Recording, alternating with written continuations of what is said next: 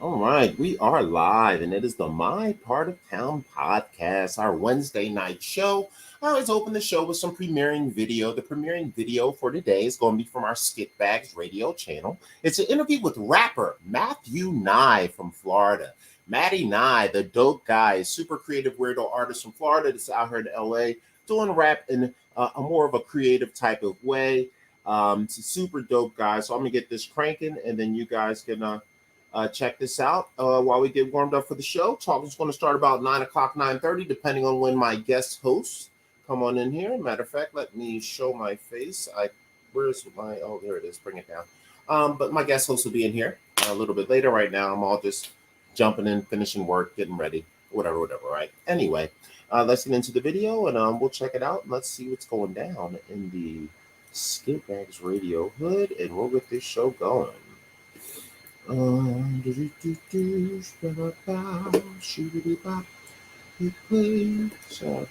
Shout out to I guess it's mine, so I don't know if I gotta shout out anybody. Shout out us guys who made it. You want the moon? Excuse me. I think I finally know what I want to do with my life. I'm gonna join the entertainment industry. Hey, Abby, everybody knows you can't make any money with an arts degree. Won't it make me happy? Money can make you happy. That's right, boys and girls. At Skitbags Radio, money can buy you happiness that creativity can. We always talk to the best in Hollywood and entertainment who are going to show you how to buy the happiness. What up with you, Big Matty, man? Glad to see you coming through, checking out the show, brother. You better buckle up, settle in, take your phone off the hook because we got a brand new ball game. Let's go. All aboard!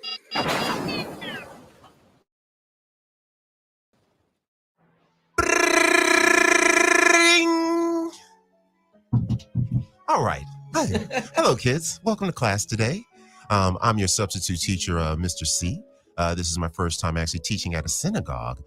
So we're really going to get into the tours. Now, I am a substitute. You'd be surprised I'm not Jewish, but don't worry about that. And I'm here to teach you guys. I'm a substitute. I'm here for a day. We'll probably watch a film. So everybody get out your tours, and let's see what we're going to read. And everybody calm, okay? No. Okay. All right, good. Wow, you guys really actually listen. You're not like the kids in the hood. Great. You, hey, you in the back with the cute curly hair. What's your name? Jeremy. Jimmy. You look Jeremy. Jeremy, you look like this kid I know named Matthew. I remember him for those days. You know a Matthew, Jeremy? Yeah, I know Matthew. God, I knew it. You know what? You get out of my class right now, Jeremy. I may not know anything about the Torah. I may not be religious, and I may have no business here, but you're a skitbag, and I know you. Matthew Nye, the crazy guy. Welcome to Skitbags Radio. Holy shit. I thought I was playing a character. My bad. I didn't know. That's all right. It doesn't matter. That's the whole point. It's improv. It's supposed to be fun. Amazing. No, bro, we went for a roller coaster ride on that one, Carl. I was sitting in the back seat of the car, and I was on board with you, but I was like, where the fuck are you going, bro? Well, you have to be sensitive because we're talking about the religion and people's stuff, so I had to be careful about what I was saying. I thought it was great. I I knew he was going to be in the room, but I didn't know how. I didn't know what was going to happen. But when he was one of the kids, I was like, this is gold. I gotta stop doing this accent. Someone please help. I've been crying for help for days. No one's come to my aid. Ladies and gentlemen out there, if you feel annoyed, young William has adopted a Italian accent of sorts for reasons unknown. From fucking New Jersey. Okay? Jesus Christ. Welcome to the show, man. What's up? Skitbags Radio. What up? Yeah. All of y'all riding home, listening to your TV players. That doesn't make any sense. Wow, TV People players. do it. People do People it. do it. Yeah, In they the used to have 90s, those. we used to hook up a big TV to this like battery that was hooked up to the car. Like a 12-volt? It was like Car the TV battery? with the VHS in it, like the big bulky. Nice. Yeah.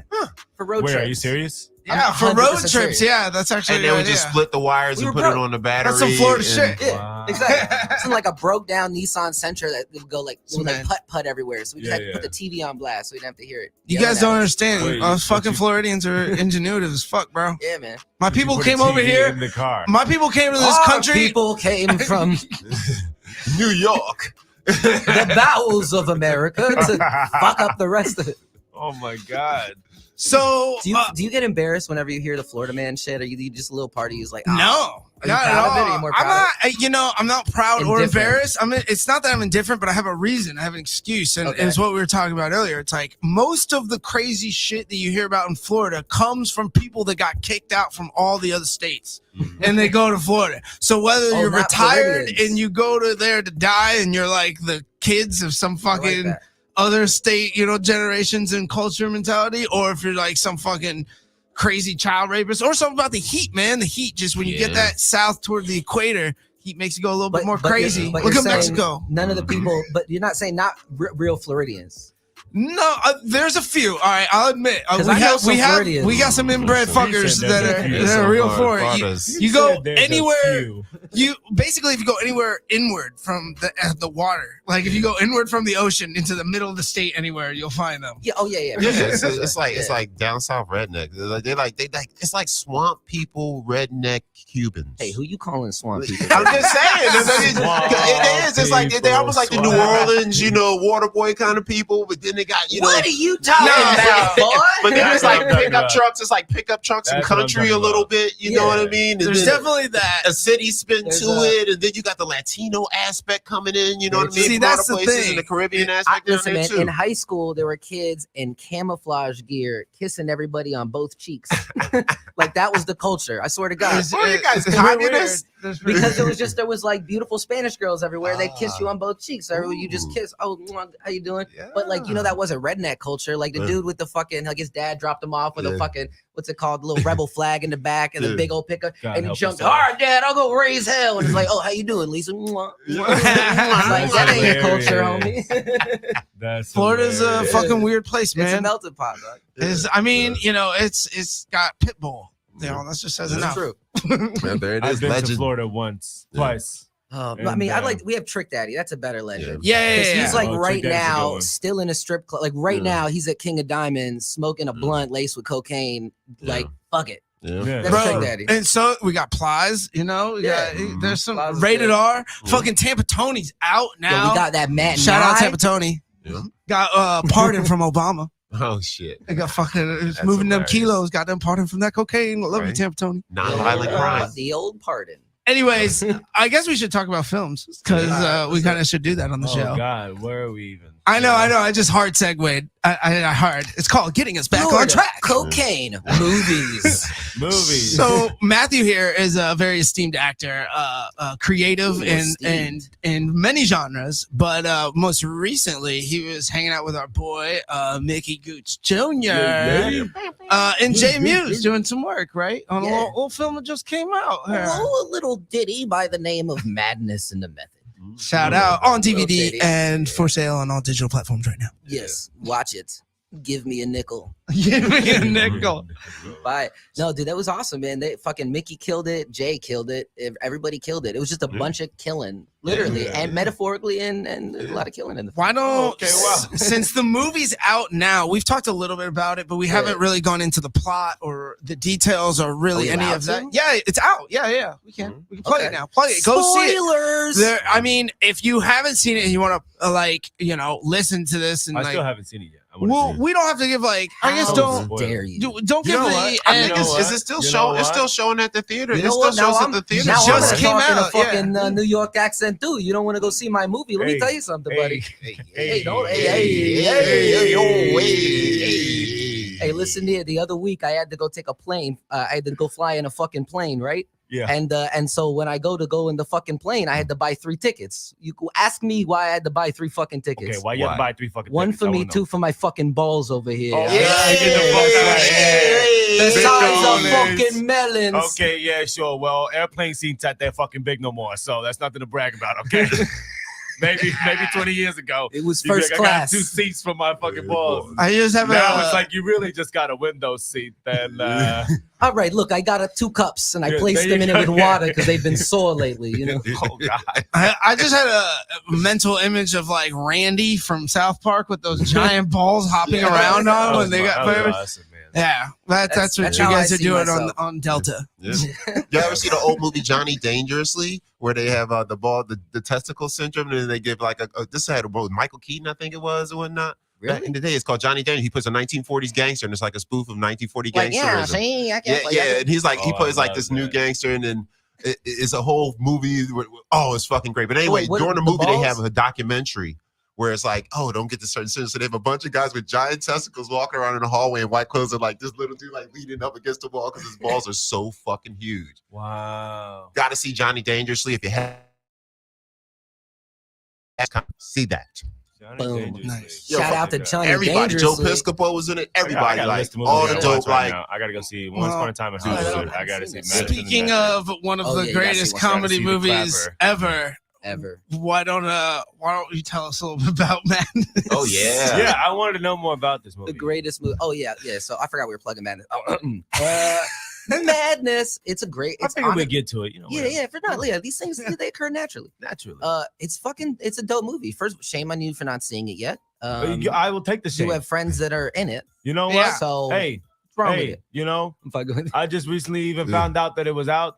And what you want? Oh, all right. I've been, doing stuff. No, I get it, Okay, man. Listen, so, you. I haven't seen a new movie in probably a month. It's hard when you adapt a new personality, such as you've done. It's hard to go out and just see a film. I've kind of lost my mind a little bit. Yeah, no, that's okay. I'm not shaming you. I'm just saying it's hard to then go and see a film because when you go to see a movie, you know what's gonna happen. It's Yeah. gonna be you watching the movie. Right. You know what I'm saying? All your thoughts and feelings, and you're not ready for that. You got I feel like it would be me watching Tony watch the movie. That's what I'm saying. You That's what I'm gotta afraid be of at Tony this in the point. film.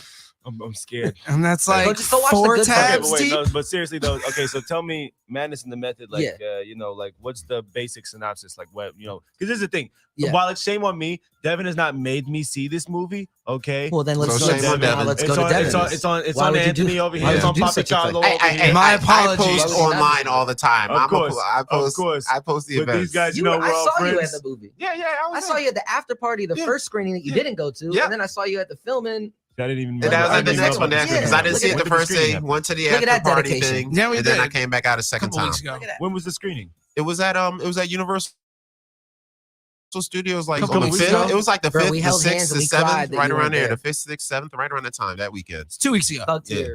One. We were here That was about the We day I were gave my life recording an over to Tony, episode. Yeah. and we could have gone right after, but Really? I came Oh, over yeah, to your remember? place to edit stuff. We had to work, and Had that's to why work. Mickey Oh, was like, "Why I'm aren't just you guys kidding. coming?" And I'm like, "I'm fucking working on the show and doing shit with Will." Like Tokyo gave me a ride up there. How dare the both? Wait a minute. I know, Wait a I minute. know, I I didn't know. know. I'm fucking I didn't shame know on that it. was I'm even an kidding. option. Yeah. If I'd have known that was, I I feel would like have this. been fuck with. We went should from go see like plugging the Madness. show to shame. Let's just shame the audience. Who else hasn't seen the Yeah, show? You yeah, fucking don't sons care. of bitches. What the All right, You fuck? all right. motherfucker. Yeah. You fucker, yo, son of a bitch, yo. I'm gonna jump out of this fucking building right now. Land on my We're on goddamn the All first right, the floor. movie. Let's talk about the movie. First of all, Jay killed it. We all know Jay from like years of just being a dope ass fucking like icon.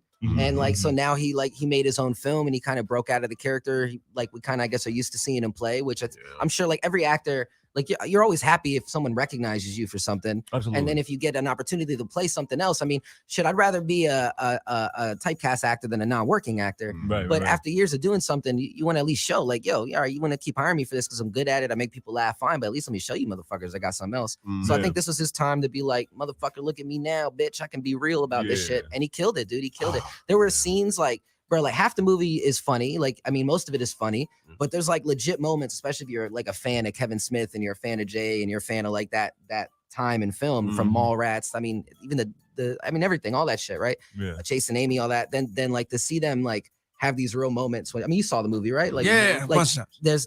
there's like this moment. I don't want to ruin anything, but they argue. They had some. No, real, that's in the And, trailer. There was yeah, some you didn't real. know. Yeah, So, yeah, okay, yeah. there You was can. some- I so would good. say, Matt, you're probably good on saying whatever about the movie except for the end. Okay. You know what I mean? That last, for sure, you know, for sure. you know what, For in sure. context, because Jay like most dies. everything. No, Did Jay die? everybody dies in the end. No, Jay No, was my that doesn't happen. favorite. It doesn't happen. It doesn't happen. Right. Or maybe it does. But yeah, they had We some don't know. real personal discussions in this film that you were just like, wait, is this a movie or did we just walk in on some shit? Yeah. It was Yeah, a very real real shit. movie like Like, that. did you just go into a room with Kevin Smith and Jay just talking, like venting about Yeah. life? And it's fucking dope. Yeah. Damn. It's dope. That sounds And in the awesome. trailer, one of the little tags and one of the jokes is Jay yelling at Kevin, and he's like, "Imagine a Kevin Smith movie that actually makes some money." fucking money. Hell Yeah, Imagine that. That was Yeah. and that's that scene. Yeah, that's was that hurt scene. after that That's a good scene. Man. Yeah, That's a it's good great. scene. So you get that. Everyone plays like a fictional version of themselves. Like Danny Trejo's in it, but he's supposed to be like Danny Trejo, but he's flamboyantly gay and walks around with What's like a that line? big He's like, bug. it's not gay if the method balls acting. don't touch the chin. Yeah.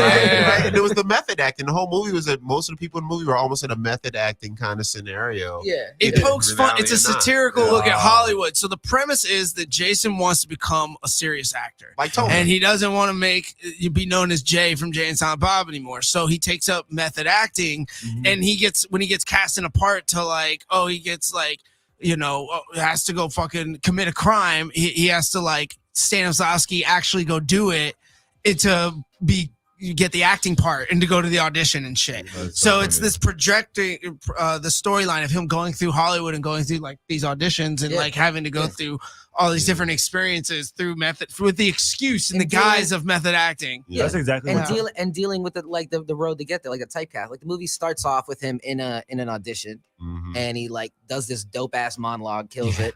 And it's like for like a serious film or whatever, or a horror film. I think he's a killer or something. It doesn't matter. He does like a It's dark supposed to be monologue. serious, Yeah, it's yeah. a serious dark Mhm. monologue, Mhm. and he does a great job.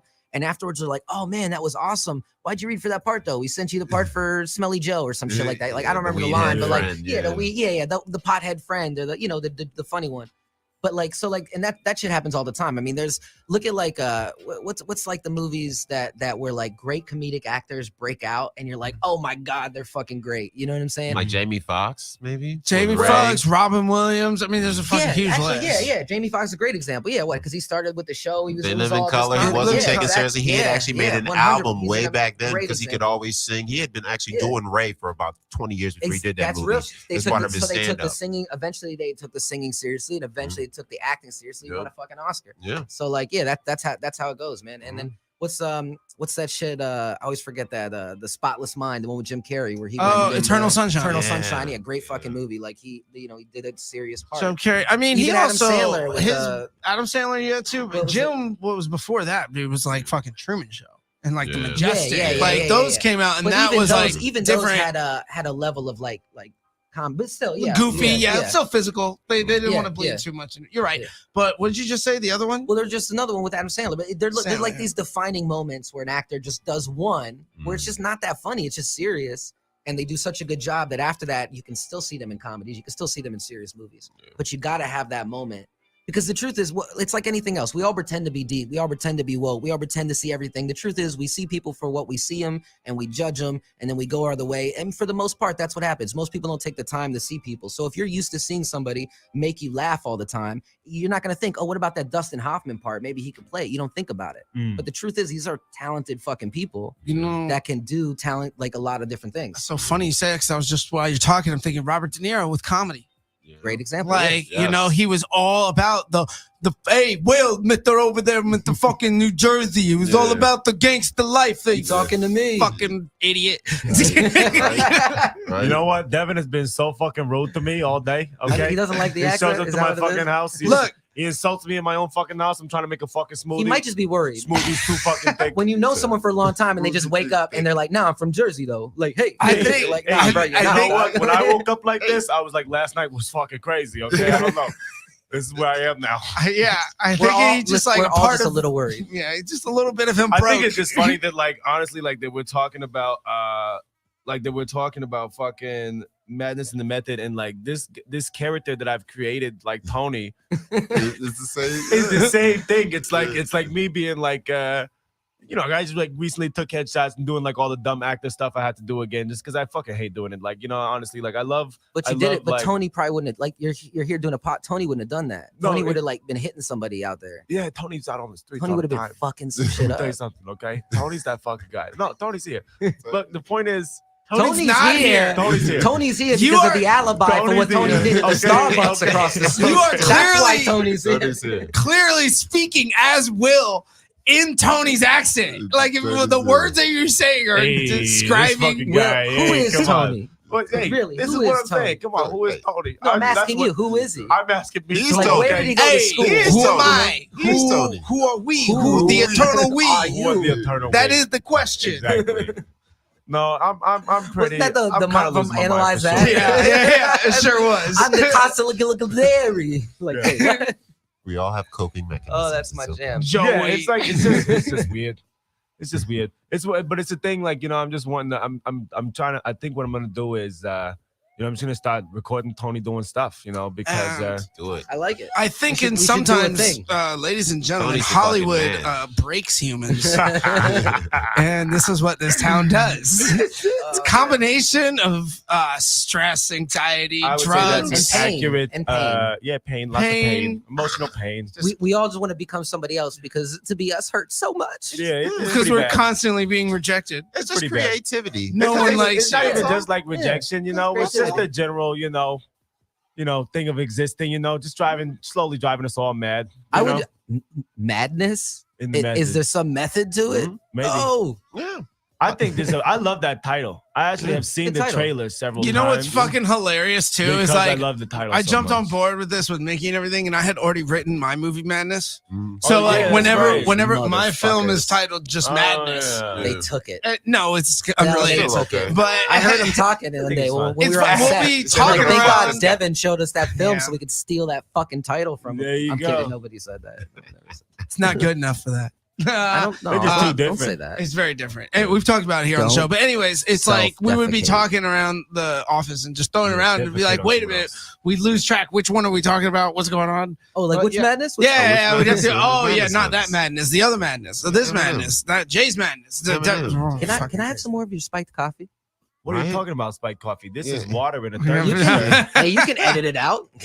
Can I have more of Edit that it out. hot I'm never coffee? gonna do that. I would like some spiked coffee. I mean, not regular coffee also. Exactly. This is I'm what's important. the only one driving this ship right now.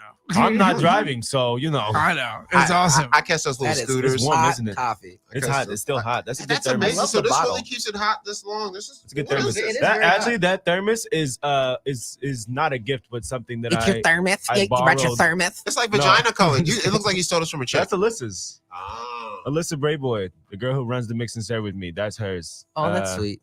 You know what's funny? I've been trying to give it back to her. She's got a million fucking thermos. This She is- doesn't girls even are need like it. that. Listen, so I've never had a thermos in my life until I got a That's some good girlfriend. coffee. Now I got 12 thermoses. That's And I crazy. lost 4 of them. And she's mad about all of them. She ain't like whoever you Wow. talking about who gave that to you. Now she ain't like that. No, I think she might have given this to me. Girls like. All right, that's what you think. I Girls, mean, girls don't fuck around with a dude, thermos. she's She a gave friend. that to you, and yeah, all right. Wait till she Fam. loses her current thermos. Wait, girls never left Suddenly their she panties needs at that your kind I of don't house. know. I don't actually know if she knows I still have this because I tried to give it back to her several times. Oh, like, bitches know about that like thermos. last year. She knows. Oh, they know where that thermos is. She knows Also, what sorry this- for saying bitches. I tried to say it. In Yeah, there. it's I okay. mean, all right, then the bitches know about bitches thermoses. are women No, we she already don't said know. it. That's my You know. rule. I Oh, say, we don't say it. Yeah. Okay, then I go back and I take it back. There you go. oh, these hoes. I'm these with the hoes. time. Go with hoes. These hoes know about the Well, thermos. how is that better? So, man. You know what I realized? I am in no way driving this ship. Drive it. I was sitting there listening to y'all talk, and I'm just like timing. I'm like, how far away are we going to bring this conversation? Well, you know, speaking of bitches, there were a lot of hot bitches in Madness in the Method. look which at was a that great segue, film. ladies and gentlemen. So, Segue up the year. Woo! Let's talk about some of the actors and actresses that were in the film, and then some of the actual acting things. Was there any particular scenes that you saw that like really kind of blew you? Like, oh my God, somebody really just nailed this fucking scene. Was there anybody that kind of blew your mind there that you worked with, Oh, or did you even I have a mean- moment of your own where you was like, man, I really enjoyed doing that scene? I mean, yeah. I mean, everybody killed it. Like it's a really well acted film. Like it's funny because this is maybe not going to give anybody. Yeah, I guess special effect. Just the scene when the guy got hit with the car. There's just the scene where this dude gets smashed with his car, and because you asked what shocked me, because Yeah. so I already know some of the people that are in the film. Are I've you watched talking movies. about when? Is that when they're at the gate of the house? Yeah, the first Okay. is first. I don't really want to give too many spoilers. You don't but yeah, have to. yeah, I yeah. think I was there at night. The night, the shot. night scene I when he was hits the there dude, yeah. for on set for shooting. Yeah. that scene. That's that what I remember. shit came out when that happened. Everybody in the theater is like, "Poof, "Oh, Oh, shit! shit, Oh my yeah. fuck! Oh God, is he okay?" Like, Yeah. oh no, he's not. He's never getting up. He might be alive, but he ain't moving. Shout out to what's homeboy's name? That Oh, the man, dude who don't do played that that to me. part. I don't remember. Don't make me look. I don't know. No, I don't remember either. I uneducated should have on done it. it. I'll Now give you this. shame on who now? Shame on fucking. I know I was in it. Okay, right? Right? I was all No, there. no, no, I'll cut no, that. he was great. No, I'm just kidding. I'm kidding. Yep. Cut the bitch thing too. Cut the bitch. That bitch thing was like 20, Like 15 I minutes. tried to Keep make a it. joke. We'll keep it. Yeah. Like tomorrow, this guy in that movie hates women. Like, wait, what? Yeah, Like, yeah. Well, no, once again, This will- speaking of this will bitches, be posted your that soon. character was kind of a scary little bitch too. Oh, he was a bitch. It for was sure. hilarious. Tell us dude. who your Hilarious. character is. What was your yeah, character Get in to this the film? juicy You know what stuff. he wasn't? You know what he was? I'm not gonna say he was a bitch. You know what he was? He was somebody who had a career in which he should not have had. What is that? Can you give a premise or without spoiling? No, Can you set it no. up? I'll say it. I mean, he's a security guard with a heart condition, and he gets scared easily. It's just, I'm just saying, like, shame on the person hiring, but also shame for him going after the job. Like, Yeah. like my whole life, I was like, can't do math. Not that smart. I mean, I'm smart. I'm great with words. I should write. Oh, I can do that. I'm great with talking. I can pretend to be some shit. Oh, I can be an actor. Like if someone's like, hey, we got this new science job, $100,000 a year. Like I'm not great money. I ain't applying. I can't do that. Like what's an atom again? Like it's small and I'm it and it's it and we're all it. All right, cool. Cool. You know what I'm saying? So I'm just saying, he's just a man he's not a bit. He's a punk. But he's a little bit of a punk. Yeah, he's a punk ass little bitch. Yeah. No, I love that character, man. That was a lot of fun. I mean, because I don't want to say he's a bitch because he also yelled back. He held his own. And he was honest. You know what? It takes a real man or a real human. That's right. To be real about what it is, like kind of like the whole mental health issue, like a lot of issues we have, even like a lot of the society's problems with like homosexuality and everything. A lot of that just comes from shame and comes from not being able to be open and honest about who you are. Yeah. So you know what? I think there's something cool about the character to look right in a man's face and say, "You scared the shit out of me. I have a heart condition, and you shouldn't be jumping in people's faces." Like, even though I jumped in his face, it's a weird dynamic. Yeah, that's part. He jumps out on them and they scare him.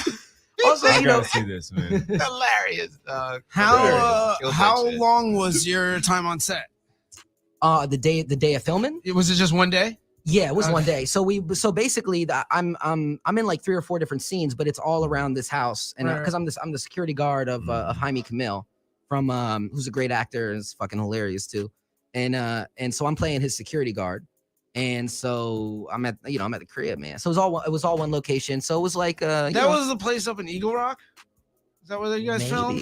I don't remember. Maybe I don't was know. like it was a nice house. No, honestly, I don't nice remember. house. Yeah, it was a really nice house. I don't remember the area. I honestly don't. But to me, dude, I'm from we're Florida boys, man. Yeah. I'm in LA. Yeah, like everything's wherever- like, yeah, it's like LA. the hills nice. over there. Yeah. Yeah. Like I basically live Jeez, in like guys. South Central, and I like all my family. I'm in Beverly Hills. Hey Matt, where you live? 5 miles from Beverly Hills. That's hilarious. Right? 3 miles from Hollywood. Right. 7 miles from Hollywood. That's so funny.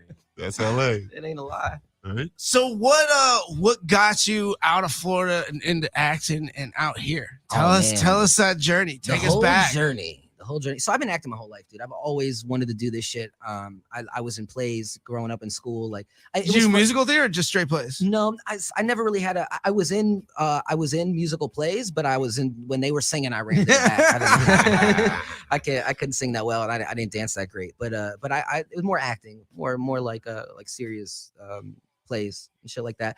But that was when I was younger, man, and I always wanted to do that. I had a gift for writing, and I did a lot of spoken word poetry.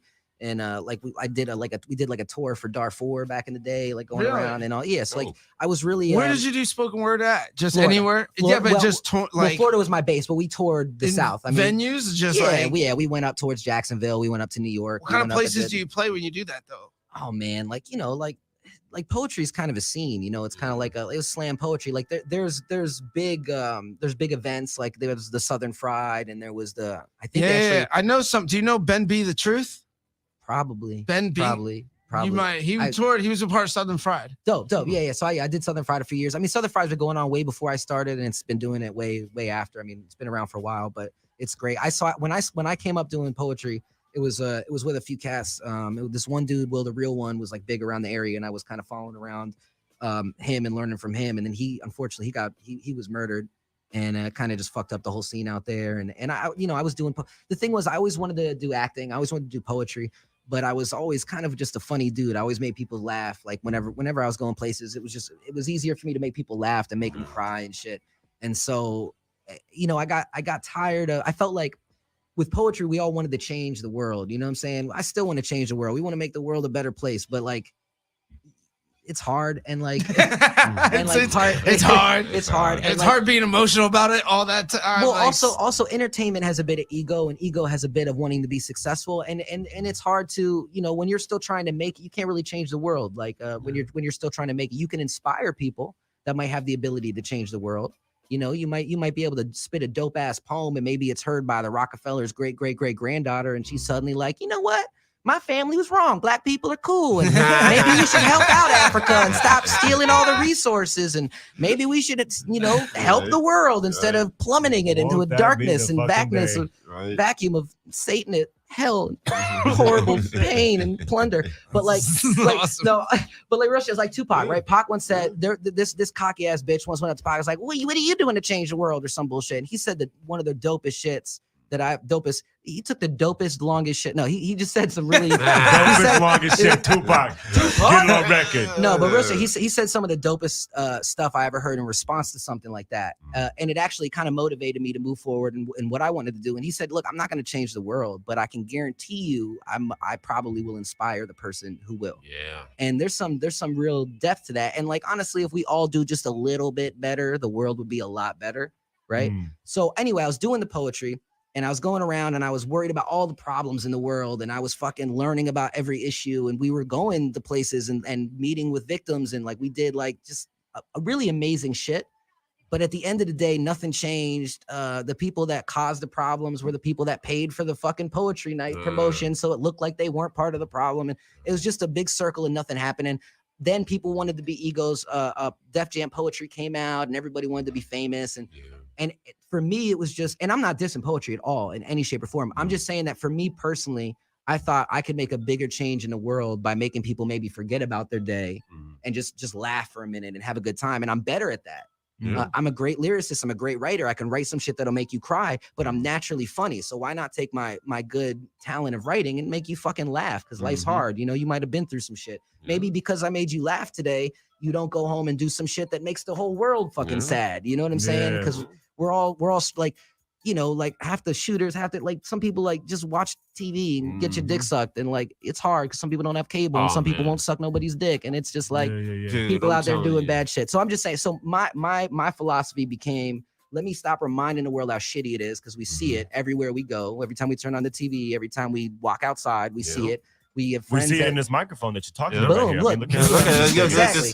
I'm professional and it's blue I'm gonna tape. get a close up on that. Hold on. Redunculous. So, ladies and gentlemen listening, my microphone is broken. We walked into the Fucking studio famous tape. here this morning, and fucking the microphone that they gave Matthew's it to me. on is well, it's the best for First time video, guest. but yeah, it's got a very stylish blue paper painter's tape I will holding say it this, together. It's taped together well. It looks like a cast.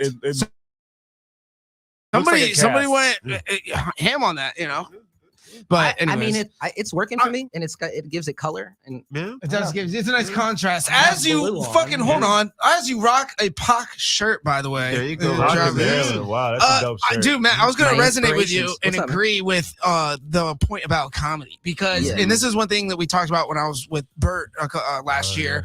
Comedy allows you to escape from pain, even just for a moment. Like, you can be going through like the worst day of your life, serious fucking moment, but if somebody cracks a joke, it makes you smile. Yeah. Like, no matter what, even if it's for like a nanosecond, your brain is not thinking about that immediate negative bad shit or whatever you're going through. So I think it's like such an important facet of like culture to have that. And it's very talented. Patch Like, it's very Adams, dog. important to do that. Yeah. I mean, not only just that, but it's that philosophy of trying to like heal people with laughter, but it's more, I don't consider it like a healing like he did. I consider it just like a relief, like a vacation, a temporary little escape. Yeah, distraction Fuck and yeah. stuff. which is what we, bro, like stress is my bad. Phone's beeping. Yeah, good. Stress is the number one killer, right? I mean, that's I mean, exactly. Like, it's all, especially in today's age, yo, like all how heated everything is. Like, Yeah. it's almost necessary to be like, hey guys, just remember, we can still have fun and smile. Like, we don't all have to fucking freak out about everything all the time. And it's the last bastion of truth. It's the last place you can actually say something truthful in the world. comedy. Yeah. You can't say it nowhere else where you can really just For get now. up there. Well, I mean, it's coming to an end, but I mean, I think comedians and I think it's coming actors, to an end. they just need we're to gonna stick get to we're their gonna get guns. over we're gonna get over Yeah, this because we stuff. said plenty of offensive things here. Yeah. And we're going to say some more. I think we'll be fine And that's what here. we do. It's like places like Canada and other countries that have a little bit different culture about it that I think might go one way or the other. Here's the thing. Let me explain something. When I did poetry and I spoke on a subject, the same exact subject I would speak on in comedy, some young college kid will get up and walk away because I'm making a joke about it. The difference is that somebody in that audience who's actually going through it would rather laugh about it than have me tell them how fucked up it is. That's very true. Okay? So Trauma does not want to be if you live in shootouts, you don't go to action movies. You know what I'm saying? If you I mean, that's just the truth. If you live in constant fucking like struggle, you don't need to be reminded. Like, and especially by somebody that you know doesn't even really feel that shit. Like like when you lose people, I've lost plenty of family. Everybody's lost. When you lose someone, the last thing you want is somebody with all their family to be like, you'll be okay. Like, no, fuck you. Tell me it sucks. Tell me life sucks. Let's make a joke about the fact that my dad died, because I'd rather laugh about it than have you pretend to understand me. Yeah, that's what I was gonna say. That's You the know? healing to me is just in taking those dark moments. Like that's the best part of comedy to me is been taking the darkest moments and making and finding the comedy in it. You know what I mean? Finding Like the funny inside that's of why it. the comedy news circuit has become so important to the country as our news. It's better than real because news. it's better than the real news at this point. We want to know what's gonna happen. But we don't want to be, watching this 24-hour news cycle that makes you want to fucking blow your brains out before you reach 74, fucking hours or whatever. You know what I mean? Like, it's exhausting. And good comedy is unbiased. It's just funny. Yeah. It's just talking about something that's happening. Die. Like, I don't think like people are like, oh, like comedy's dead I because don't you think can't that. fucking make jokes anymore. Nah. These fucking guys that say that. I mean, I'm like, dude, no, it's you can hard. still say this racist thing that you want to fucking say. Just Just gotta make say it it the actually right fucking way. funny. Just make it You know, if funny, it's not say it the funny, right way, you can do it. dumb. Listen, You know what I mean? there's a universal rule I think in comedy that's always existed, and I think people are going crazy now. But you just don't punch down. And I think that's the number one thing. Yeah. And you can punch even. you can push down at yourself. You can That's about it. Yeah. Self-deprecation is But- perfectly fine. And honestly, the truth is you could punch down and people would laugh at it, but it always anyone will feel a little uncomfortable if you're just being mean to be mean. But that's not the point of comedy. Comedy is to talk about something that's actually happening, Right. and then just add a flip to it that just can make you laugh. Right. And at the end of the That day, point of view. it's more dangerous. Like it's kind of like. It sucks, man. I've been a liberal my whole life, and now I don't know what the fuck I am because people are just going crazy. Yeah. And like it's just we don't. I'm not. How dare you? How dare you? No, I'm just fucking with you. Oh my god! I just noticed you're a Rocco's Modern Life hat. I fucking love that. Yeah, That's fucking seen dope. They just new came out- episodes. Dude, they got I the one know on they got Netflix and they shit. got this like long 47-minute thing. I Yeah, gotta watch super it. good. Dude, I'm They super come, excited. they I'm leave watching space that, and the they come Clapper back. and Madness today. After you edit all the shit that we have to do after this recording. Suck my fucking balls, Devin. You hear me? Okay. Hold on, Tell him, Yeah, Tony. no, no. before Tell the him, phone dies. Tony. No, So so you know what? Turn This the fucking phone. guy over here. I'm This fucking guy telling you. over here. no, we were talking about punching down in comedy. and stuff. Yeah. So like, I mean, I don't know. The point is like, when you're gonna make fun of the homeless guy, you can make fun of the homeless issue. Oh, this is what I was trying to say. Here's my point is I was saying it's getting to the point where it's I don't think it's ever gonna die, but it is sad because if we get to the point where people are trying to censor people, then we're gonna get to the point where we're basically like North Korea. Like you can't say nothing that's gonna hurt anyone's feelings. And at the end of the day, if you're more worried about the fact that somebody said something and you don't do anything to change the society we live in to where that whatever they said that hurt you is prevalent, then that's an issue. Yeah. I mean, there are people being raped every day. There are people being murdered every day. There are people not getting fair wages. There are people getting way more money than they should be getting. And it's like there's a lot of travesties happening. So if you're gonna get mad that somebody maybe like was inappropriate or was a little racial in a joke, dude, be mad that we haven't made any progress in 20 fucking 30 fucking mad years. and go out and One work of- on crime reform, and one of my education fucking- reform and stuff Exactly. like that. Exactly. like- favorite fucking quotes from, ironically enough, Boondock Saints, but it's one of the opening monologue with Monsignor. The guys are going into the church for the opening of the film, and the Monsignor on stage or on the podium is preaching, and he says, "We all must fear evil men, but there's a greater evil which we must fear even more, and that's the indifference of good men." And that's because he tells a story about, he's like, this young girl was walking home and got robbed and raped and murdered. And there was people on the street that just stood there and watched and nobody helped and everyone happened. And they're like, those people are worse than the actual dude who did it because they had the conscious choice to do something about it and chose to ignore it instead of. I'd say they're both bad. They're both bad. Yeah, equally bad. They're both bad, but one is No, but for sure. you know, you don't know the circumstance. Not to play devil's advocate, not to justify or excuse. Somebody can have a fucking mental illness. Somebody can go crazy. Somebody, you know, there's a million different variables. It could be an extreme situation. No, with for sure. Look, the one- Holocaust. yeah. No massive travesty in the world would have ever happened if somebody would have been like, "What the fuck are you talking like about?" this dude? isn't cool, bro. Yeah, like that shit happens. I mean, it's Facts. Like, pack why did none of mentality. Hitler's homies be like, "Yo, bro"? Exactly. Yeah. What are you Exactly. talking Well, about? that's why it's such What's wrong a with it? point to resonate home with the indifference about like just observing something instead of taking an action. So if you're observing shit that's fucked up in the culture, like go do something about it. Try to change the culture, contribute, make a piece of art, you know, go do a fucking protest, go vote. I don't care. Do something instead of just like complaining on people's feeds on Facebook Yeah. and shit. You know, it's just not That's it. productive. It causes noise and stress, and it doesn't end to any solutions. And all it does is create more divisions and more problems. It's like It that. doesn't even vent and have catharsis, really. Yeah, for sure. It's people take a second, they'll say an opinion, but they actually don't do anything to change their lives. You know, it's insane. Like, I mean, you know, my dad, like his whole life, he was a fucking he was a hippie, man. Like when hippies were around, he fought in the movement. He fought for civil rights. He like lived his whole life to make corporations, man. real Fighting shit. the corporations. He was Right, talking. man. He was We're talking a about music all the shit festival. that's now cool to talk about.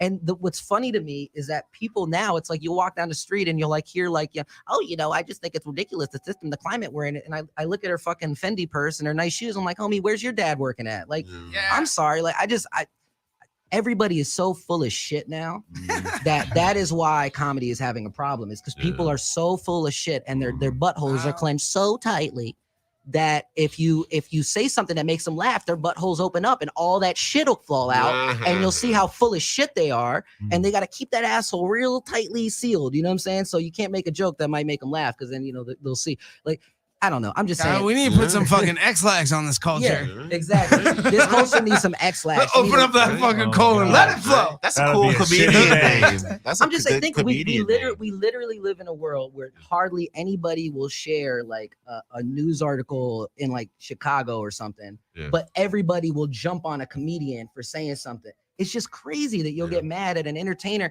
because all that we do in society when we create art, the only fucking job that we have is to take what we see and turn it into some shit. Yep. So whatever I see is what out there. Y'all are the ones doing it. We're just writing it. Because I spend most of my days are spent writing jokes or writing movies or writing some shit and then finding a way to make money so I can continue to write and to produce shit, right? Yep. Like that's what we fucking do. Struggle. So if that's all us artists, if all a comedian ever does is sit home and write jokes based off of what he sees, then and the audience get mad at him, it's the audience's fault. Y'all are the ones out there in society doing this shit because all that comedian is doing is writing some fucking jokes, eating good food if he's successful, Bro. sleeping in a nice bed and writing jokes. And you're mad at him for the world that you're out there fucking created. Bro, shout out to Andrew Schultz. Do you know who Andrew Schultz is? He's a think stand-up so. comedian. Oh, yeah. So he's from New York, and I follow him. I was actually talking to him. He wants to come on the show. By the way, Nice. shout That'd out. be dope. But He's gonna sit in the same he place just that my butt's dropped. at. He drops videos and promos of like him doing like clips of his stand-up at different clubs when he tours, and he always do crowd work, right? And the crowd work is like what he releases online and not like his bits, right? Dope. So he had a fucking dude walk into his show late into the comedy club carrying a bag of McDonald's like 2 weeks ago. And he just sits there and he goes, this motherfucker just brought McDonald's to my show. Is that not the blackest thing I've ever seen in my life? Like, this is so ridiculous. And he just like roasts it. And it was great because the guy loved it. You know, it was back and forth banter. But at the end of the day, it's like, you know, you walked into that. Like you brought, like, if you didn't, like, don't be upset that you're getting made fun of for McDonald's at a fucking sitting front row at a comedy show, Right. walking into the show late. Like, you can't be more fucking obvious than this. Like, there's video of it. You clearly see him. A giant bag. But speaking of, like, what are you going to just eat McDonald's while somebody's doing stand-up 2 feet in front of you? That's so awkward. Yeah, he's one of the most edgy people out right now. Andrew Schultz, love he's Andrew Schultz. Super Shout edgy, out. super aggressive comedy, phenomenal talent, whatnot. He Understandable. is thus the most underrated talent and definitely in the stand-up game. Shit, I'm about to go home and watch me some Schultz, dog. Yeah. Wow, he goes in. I'll plug some shows. Flagrant Idiots, Flagrant 2. Go follow those on YouTube. He does a podcast with Charlamagne the God called Brilliant Idiots. Wasn't Schultz the guy too that wrote? I'm sure maybe his daddy, the guy who wrote Where the Sidewalk Ends. Was that Schultz? different Schultz. I don't Different know. I can't remember They're all the Schultz. The show, Given but Tree? No, it definitely was not this Andrew's father.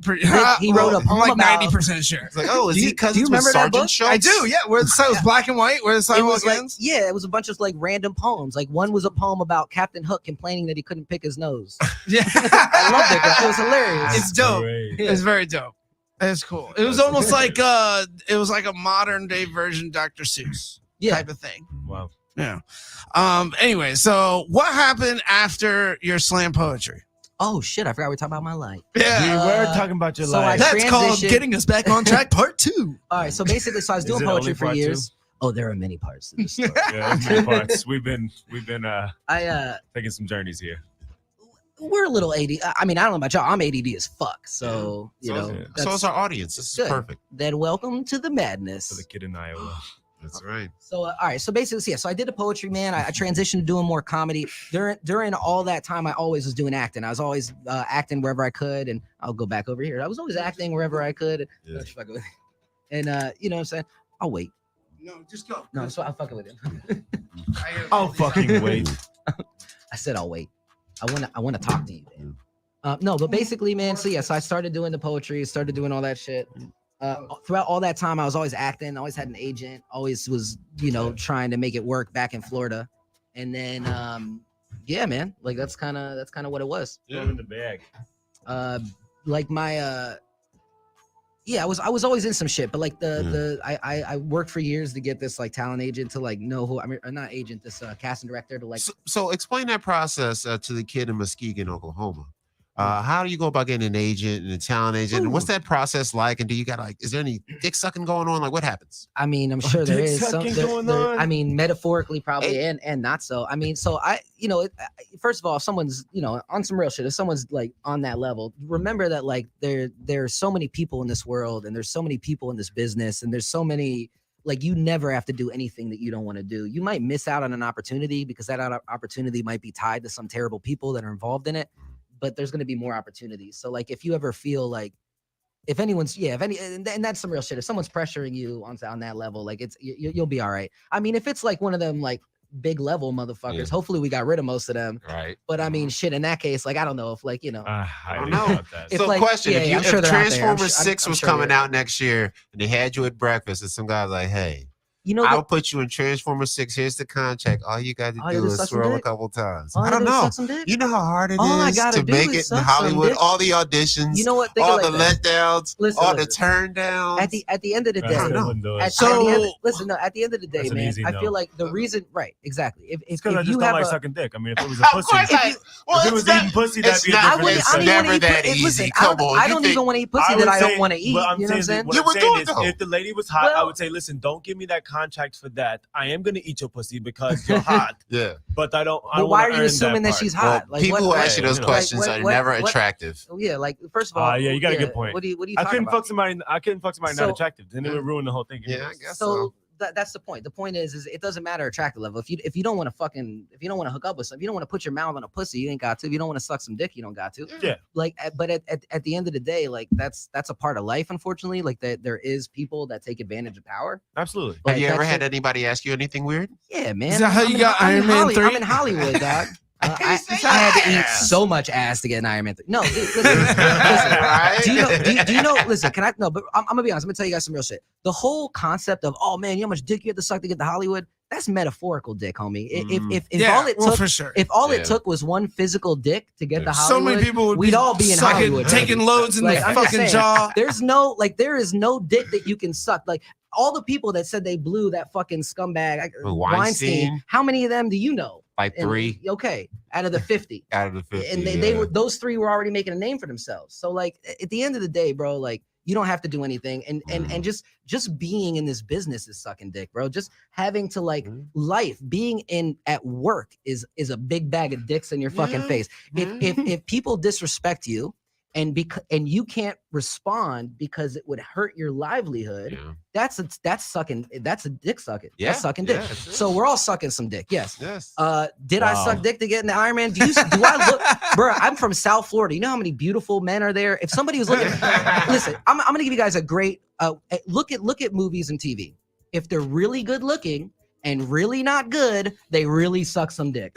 Nobody needs to ask my ugly ass to suck some fucking dick. There are beautiful men all over the place and beautiful girl. I earn my way. They want to be famous. And frankly, I'm offended that you even ask it. When you see somebody this talented and this ugly, motherfucker, that is talent. Okay. Just know they work to get there. I work to fucking get there, and there's not a dick that I could suck in the world that could get me where the fuck I want to be. I'll tell you what happened, man. First of all, so where I started, it's all different. Where I started in Florida, even that whole joke aside, there was actually no men in charge of anything. There was like there was a casting director who's fucking still out there, who's amazing. I love her. Her name's Lori Wyman. She's like the big casting director out there. There's a few other ones. Some have passed since then. Some are still there. But the point is, I grew up in a smaller area where there was 2 or 3 people that you kind of had to get in front of to get an opportunity. So to talk to that kid in Tuskegee, Washington, or whatever state we talk about, at the end of the day, man, like if you want to be an actor, go out and act. The entire world is available. We live in 2000 and it's about to be 20 soon. Like you can fly places, you can go places, you can work hard, get money, and try to do shit. At the end of the day, if you're not putting work into your craft and you're not creating your talent, then one day you might have to suck some dick to make it. Yeah, for sure. So if you're really good looking and you're not talented, there's a lot of dick out there that's to be sucked. But if you are good looking and talented, well, shit, now they got to suck your dick. There you go. You know what I'm saying? Like the only way that you have to be put in a position like that is for you to put yourself in that position of not being of worth. Yeah. And the truth is, we all have worth. And I remember that joke earlier. We talked about my character. He's in the wrong job. Yeah. So if I was that guy in that job, I don't have any worth because I don't add anything to my job because I have a heart condition and my job is to be a security guard. So my point is if you go after what you're supposed to go after, if you want to be famous and you want to don't try to be an actor. Being an actor is not about being famous. Being an actor is being art. If you want to be famous, then go shoot a bunch of people or go suck some dick on a fucking stairwell. Don't go shoot a bunch of people. Don't go shoot a bunch of people. I'm just saying, you could be famous tomorrow without putting any work into it. I mean, you're right. Let me not say that. Just to speak on that situation. No, just to speak on that.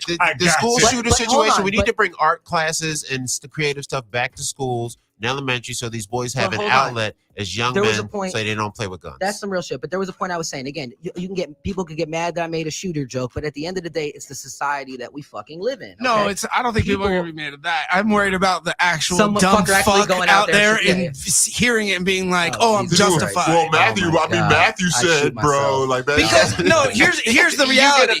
Here's why. Here's the reality. Because that signal, that justification is rare. So if and when it does ever occur, people latch onto it.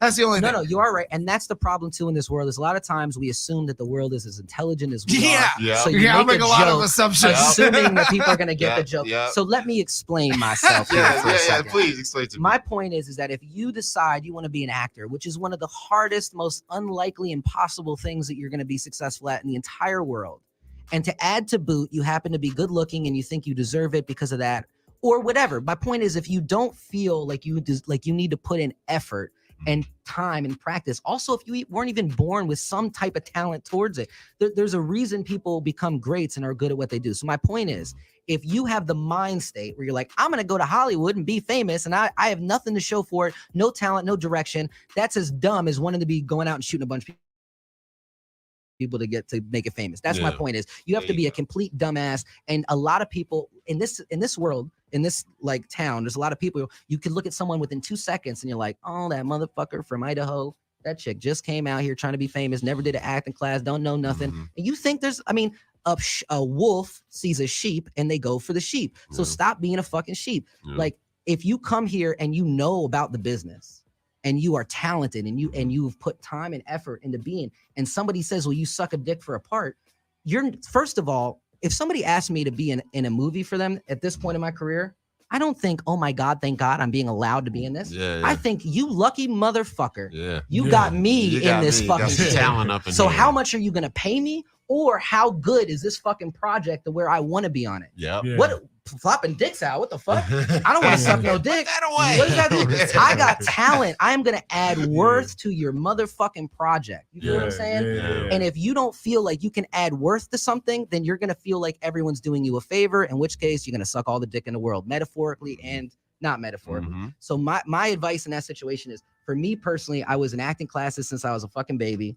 I did improv everywhere I could. I'm from Florida. I'm from a town where nobody makes it. Yeah. And I fucking went out there and I did it and I did it and I did it. If there was no open mic in my town, because I rap too, Yeah. there was no rap open mic in my area. I had to go to fucking Miami. I had to go. I didn't have a car. So I opened the fucking open mic. How did I do that? I went to 20 different places and said, can I open an open mic? I'll make sure they buy a fucking drink or they buy whatever it is, and you'll make a profit. Maybe I'll make something. But I just always like, I didn't care about the money. I want to show my Do the art. art. So I'm gonna do it. Now I'm out in LA. If somebody won't hire me tomorrow, I'm gonna go make my own fucking shit. Yeah. I'm gonna go. What do we do? Why That's do we what know we each do. other? Yeah, We're from that- making shit. Making our shit. So- Yeah. Skitbags. Bruh, like that's the key to making it in every art form and everything. I don't care if you want to be a banker, then learn the rules to banking. So when some dude is like, hey, you want to move up, you can be like, well, actually in article section 23257, you can't do that. And also I'm gonna own this job now because now I'm gonna blackmail you because you just tried to get me to suck some dick. Right. Motherfucker. I'm Right. just saying, I'm talking Right. shit. That's But it. the dick sucking is for me is a metaphor. This is Yeah, all it's metaphorical for me. metaphorical I'm dick. just saying, if you show up to where you're supposed to be because that's where you want to be, and you show up prepared and ready to go, Yeah. then the world is your motherfucking oyster, and it's not about whose dick you got to suck. It's about who's gonna suck your dick. There you Luck go. is preparation meets opportunity. Boom. right. And then if you do get to that point, and then you take advantage of other people that you know travel down that road, then you're a scumbag and you're gonna fall. Like Yeah. you can't go around fucking everybody over Yeah. and succeed unless you like were born into some crazy I don't know, man. family We money. got we got Captain Orange Face over here. Yeah, but you're talking Like, about right now. Like I if know, this I was know. 1989, I then just make you say jokes, Bill too. Cosby. Yeah, no, you're right. That's you're a right. different No, thing. That's but yeah. That's It's a different thing. That's an easy. easy joke for me to hit. That's why. Yeah. Listen, man, when he's done being a president, like 90% of the world hates this motherfucker, and the ones that like him are dumb as bricks. He said that shit fucking 30 years ago. Remember, he's like, if I ever run for president, I can't do his accent, so I fucked up. But when I see Okay, it, that's every time I see Bill, that's on your how- back? Tony could probably do it good. No, Tony could not do. Tony, Donald Trump. oh Here's my my God. point. Here's my point. Is he said years ago. you guys. That's actually pretty good.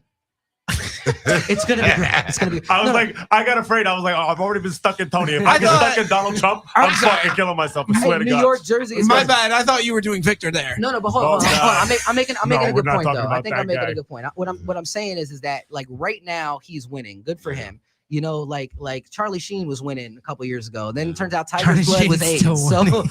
Tiger, you don't want Tiger's blood no more, do you? We You know that Tiger's blood energy Mm. drink turned off. We're working Oh, on the show with God. Charlie. Oh, I know that we got friends that have Charlie, but listen, that's another thing. Hey, What, it's are we, real, it's what real. now we're Whatever. sensitive Love- because we know love the guy? Charlie. Listen, Stop you're just talking about jokes. Mr. Shit, Funny yeah. Guy. I'm gonna make. I will tell Charlie to his face. Oh, so now I know what you meant by Tiger blood, homie. Like, listen, Oh. here's another thing. Here's another thing I never too. thought of that. That's a good Here's joke. another thing too. If you've made millions of dollars by being in the public, you better get some fucking armor, homie. You better Yeah. have some fucking self-worth and not care what people say. Because your whole job, like you made $1 million. I've watched some of your movies. I can say whatever the fuck I want, homie. You are Right. a public figure. That's Yeah. for everybody. Yeah. People talk shit about me, and the more Yeah. that I rise, they'll talk shit more. I'll jump in on it. I mean, No, I'll Charlie's walk got a in- sense of humor. He doesn't. Yeah, no, I'm sure he does. I'm just. I saw Yeah. y'all faces, and I was like, It was wait, just I know- funny. I know that. Sorry, James Wyatt.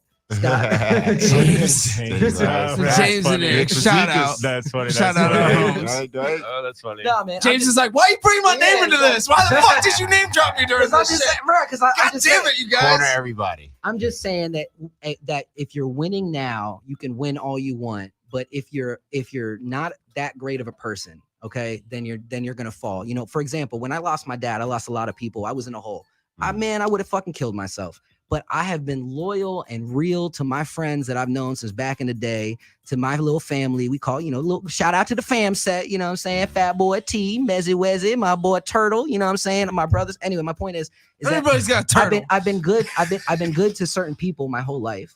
and they've been good to me my whole life. And so when things came crashing down in my life, where like there was nothing to hold on to, and certainly was going to start ruining opportunities, was going to start bombing on people, just that means punching in Florida, not actual bombs. Yeah. Clarifying again. I was No, like, but yikes. I'm just saying, when I was at the point where I no longer cared about my career, if a director said some shit to me and I'd get upset or whatever, I was really in a dark place. And because I'm not a scumbag piece of shit, I had people I could call on, people I could rely on.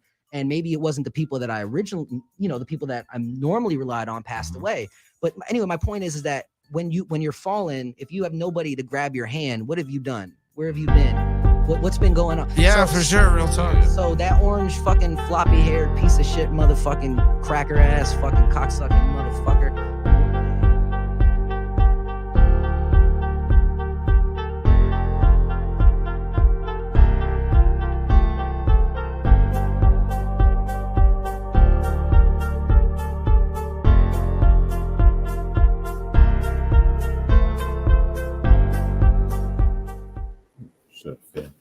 Anyway, all right, and we are in the game. Should have got to add one of my lights. Anyway, I'm your guy, Mr. C. Force, aka Poppy Called the Bad Boy. We are in the game, and this is the My Part of Town podcast, a show about Philadelphia, sports, news, what's going on in the city, wine, food, different stories, and also all other stuff about other major cities and what's going on in grimy places all around America. Hope you enjoyed our intro interview. I figure we did such great work back in the day. Might as well use it as part of my show. It's sitting there. It's owned by us, owned by me. Might as well use it, right? So that was our guy, Matthew Nye, who's a rapper and actor. He's in a movie called Madness and the Method and several other films he got to be in. And I see Transformers. He was in one of the Transformers, I think, even too, with a role. And he's from Florida. And so he's a great talent. So I figured he plays interview. And he always has some deep insights. He's like one of those deep hippie. He's like one of the real guys in Hollywood, I guess you would call him. You know what I mean? He's not for none of that fakery, thuggery, scuggery, thuggery, or muggery. So the show format is usually broken up into several different segments. I do a news segment where I go over current Philadelphia news, read through the stories, give my sarcastic opinion about what I see, what I feel, what's going on. I'll do that for a while. Philly sports is hot right now, such as the Phillies, such as the Eagles. So we'll check that out, go through some of their stuff, do a little bit of reviews of what's going on with them currently. But I think the Phillies might have lost recently. It might be done because I feel like nobody's talking about it anymore. And we also have our Philly bio of the week, which is a gentleman named Joe DeRita. Who I think he said he was an actor. So we're going to check out Joe DeRita, look at some of his stuff, maybe see if we can find a video bio on him and then read through his Wikipedia and learn about him as a Philadelphian. And if I get inspired during, I may throw some other silliness up. In between each segment, so that I don't have my guest host, I always play something in between for like 2 or 3 minutes in between each segment to get things, to give me time to kind of reorganize for the next one, get water, pee, whatever I need to do. But for right now, we're jumping in. Opening segment is usually a wrap-up segment. Do I have anything to talk about? Oh my God. So yes, in my wrap-up segment, see my opening segment, that's what I do in. I recently saw, what do they call them? An off-the-grid vehicle. And it was this dope ass gray van, right? Let me see if I can find it on my Facebook. 1 second. You know, put some background sounds on too. Sure. Let's go with this. Let's play some fun beat.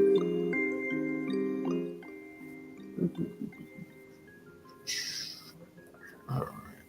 Excuse me. I'm just looking for something.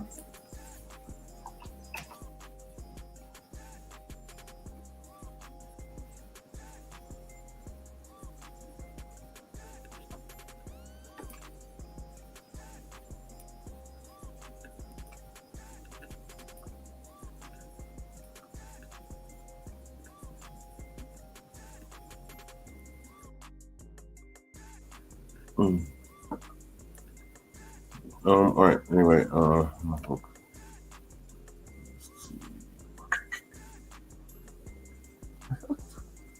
okay. That's funny. I was looking on Facebook and I saw a picture of like a half naked lady. And it looked like somebody, and I was like, "Oh my god, what is she?" No, it's not her. It just looks like her. Ah! See if I can find that video I wanted to show.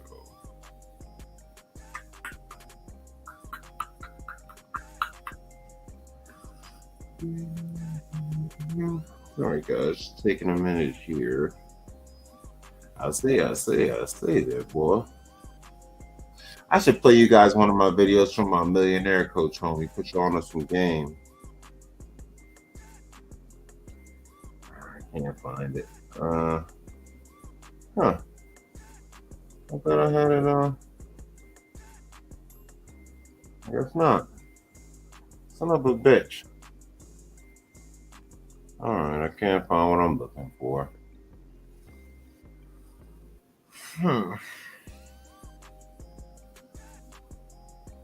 Yeah.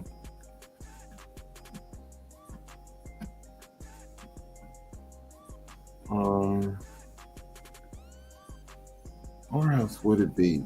That's all on Instagram. Oh, I know I can do. Let me try something. I think it might be on my Instagram. See, am I even logged into my Instagram? Not now. Do I have any of my other accounts up? I'll probably call here it is.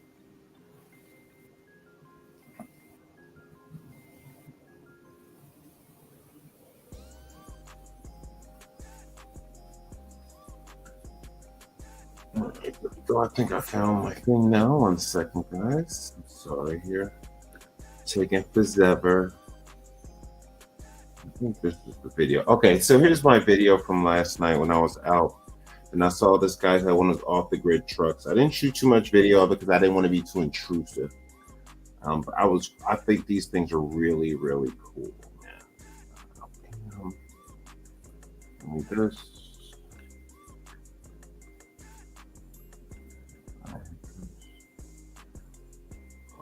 Let me turn the music down a bit.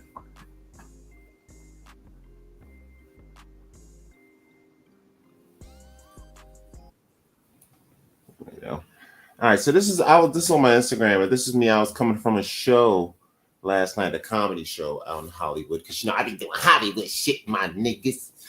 I'm silly. This is on my Instagram. But I'll do a quick talk about this because this is my little most current thing I'm excited about happening in my life. So it's this gray truck you're going to see up. What you would call an off-the-grid vehicle before, but this car just drove by me. And I know an off-the-grid vehicle when I see one.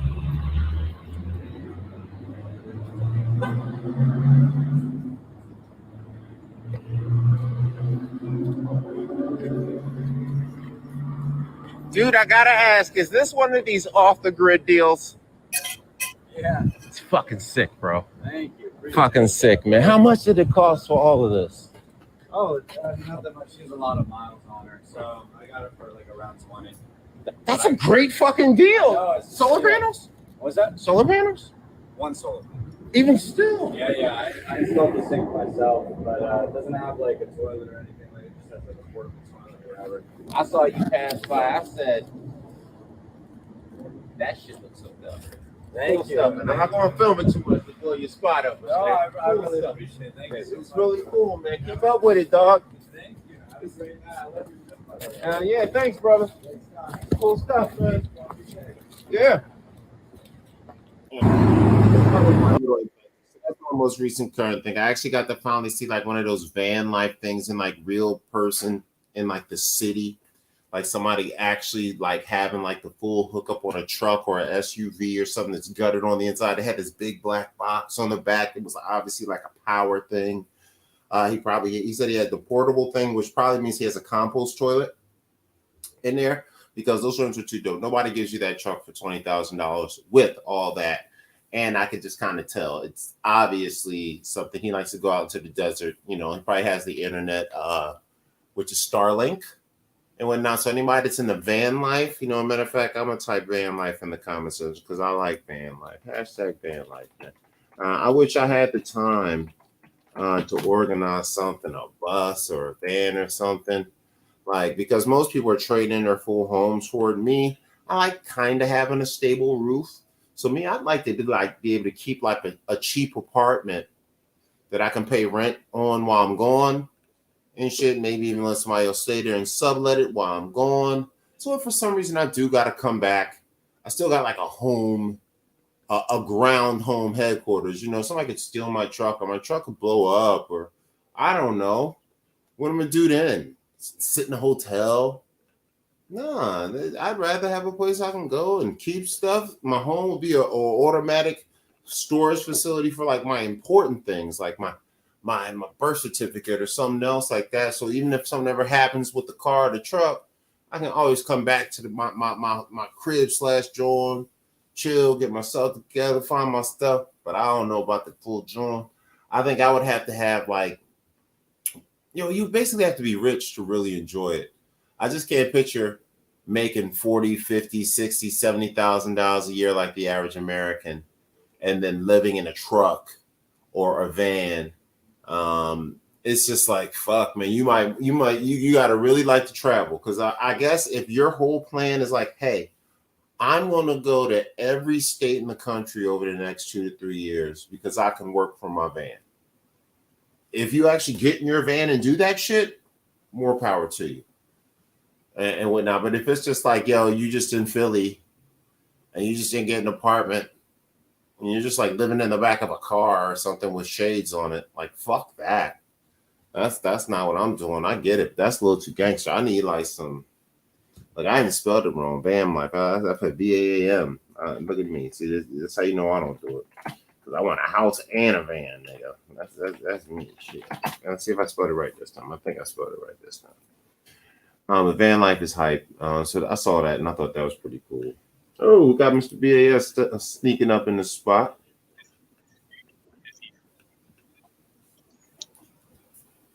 Getting organized. Yes, what up? What's going on, homie? Nothing, man. Sitting here chilling and whatnot. I was here ranting and raving about. I seen one of those van life people last night when I was out. So I never really seen one of those people that got like the hooked up whip, like you can live in and shit. Oh, all right.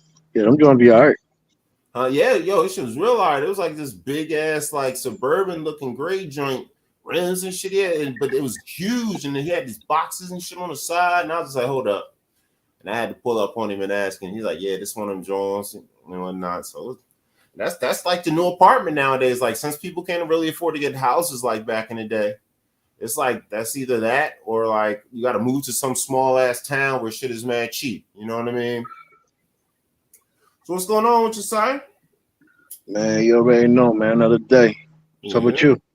No, chilling. Just same old grind, work, tell some jokes, record some shit, do a show, rinse, repeat until something good happen. Getting ready for the holidays. So I'm gonna go out to back out to Arizona where me and Winky be at. The one white boy Heath we used to roll around with. He like got a girlfriend and a kid up, but he got his own house. So I usually go out there for Thanksgiving and then coming home for Christmas this year. So that's all right, bet. Yeah, that's the plan and whatnot. So with Volo, we ain't got Volo tonight? Yeah, I don't know. He might be working. I know there's a holiday coming up. Usually when there's holidays coming up, Volo is usually trying to pick up extra gig app things. So he might be working weird hours, or he might just be classic Volo sleep. You know what I mean? That's usually him sometimes. Yeah, Halloween on next weekend. That's my daughter's birthday, so. Yeah. I was saying, that's going to be tight. Dang, 2 in 1, Halloween and the B-Day. Did you always used to split it up? Like, she'd have her birthday stuff and then the Halloween stuff? Who, her? Yeah. Oh, no. Well, she's about to be 17, so, she probably going to be doing her high school thing, you know what I mean? Oh, yeah. Oh, yeah, she grown now. You know what I mean? So, plus she got a little job, too, so, Oh, yeah. They get a couple $. So towards high school, that's about it. And so pack it up and start praying. That's the game. Yeah, celebrating this win over this week, you know what I mean? Yeah, he do. The Eagles. Yeah, man. Yeah, balling. Yeah, I was about to look through some news with the Eagles. What, 6-1 now? Yeah, we picked up this boy from Titans and shit, a safety and shit. He nice, all pro. You know what I mean? Yeah, I seen it. I seen something about we picked up a great player or something like that. Let me Yeah, see here. I'm just taking a look. the bull Kevin Byers, I think it is. I don't know if I'm saying his last name right or not. Yeah, I remember seeing some kind of news report about that. Yeah, but fuck the motherfucking Dolphins though. Yeah, we bust The their shame ass. the Philly did. We had them boy locked. They made our defense look real good. We bust their ass up nice. Yeah. And the boy that we picked up, that was the missing piece we needed for our defense and shit. We picked him up. We traded him from Tennessee. Okay. Oh, and he from the crib. Yeah, he's from Philly and shit. Oh shit, you might have to do a bio on this nigga one of these days. Gotta remember to do that Yeah. shit. Let me see here. I'm gonna try to play his video about it. What else going on? Anything else going on? So what's the weather like back home? What's going on in the same old city? Man, right now it's nice. You know, I still ain't got no car yet, so Yeah. in the backyard. So it's nice. It's nice to shit out here tonight. Nice. Beautiful. You know what I mean? Next couple of days supposed to be real nice, like in the 70s and shit. Oh, tight. Yeah, the Indian summer, the end of the summer. Right around now, it stays warm just for a little bit longer here and there. Yo, you get all the memes that I sent you? Was The it like Jada Jones? Which Man, one? they've been frying. They still been frying her up again. Oh, Jada? Yeah, they still frying that bitch. One of them, I come across it, I hit it up and went up. I see it in my messenger or this, that, and the third, or I catch it on the stream. It's so many of them, dog. It's ridiculous, bro. So I got many. this one. Go ahead. Huh? Go ahead. What you saying? No, I hear what you said. No, I was saying go ahead. I was just saying they lighten their ass up. Yeah, so the boy that we picked up from Tennessee that we traded for, we didn't even pay that much either. Yeah, no. We gave up, I think, like a 4th or 6th pick for him and shit. Yeah, they must have been done. And, you know, some teams sometimes, if they motherfucking them, they feel like their team isn't going to be good. They get rid of really good niggas that have high salaries. Well, they don't got no quarterback. Their quarterback injured and shit. And they already get. The only thing they got over there right now left over is they still got Derrick Henry, the running back bull, and DeAndre Hopkins that they picked up during the offseason and shit. Yeah, no, it's the curse of the dope running back. Barry Sanders, that Saquon Barkley dude, man. You too nice with this shit, man. You end up by yourself back that bitch. Like, what the fuck? As nice as would it be sound that if we was to pick him up too, it was still the Super Bowl for us, but that ain't gonna happen. Henry? Yeah, that ain't gonna happen. Because we already got most of these fucking players. We'd have had to give up Swift. You know what I mean? Like Swift is nice. We don't need no running back. I wouldn't do that trade. Yeah, hell no. Because that dude is predictable. As good as he is, he's predictable, and he ain't never won them shit. I don't care how many yards he done ran for. You know, fucking Julio Jones, man. I don't know. I think they could have went with DeAndre Hopkins and shit. They were gonna go with a deal like that. Yeah, but I mean, all these dudes are good, but they old good. Like that's why they on the other teams already. Because he's situational. He's gonna be that you know, red zone play. You know what I mean, down the field type shit. He ain't gonna be all good. We already got those dudes though. We already got 2-3 receivers. They like putting the rock to. We got the little running backs. We got the little tight ends and shit. You bring another nigga back on the team. You know who's not going to get passes anymore? DeAndre, number 6.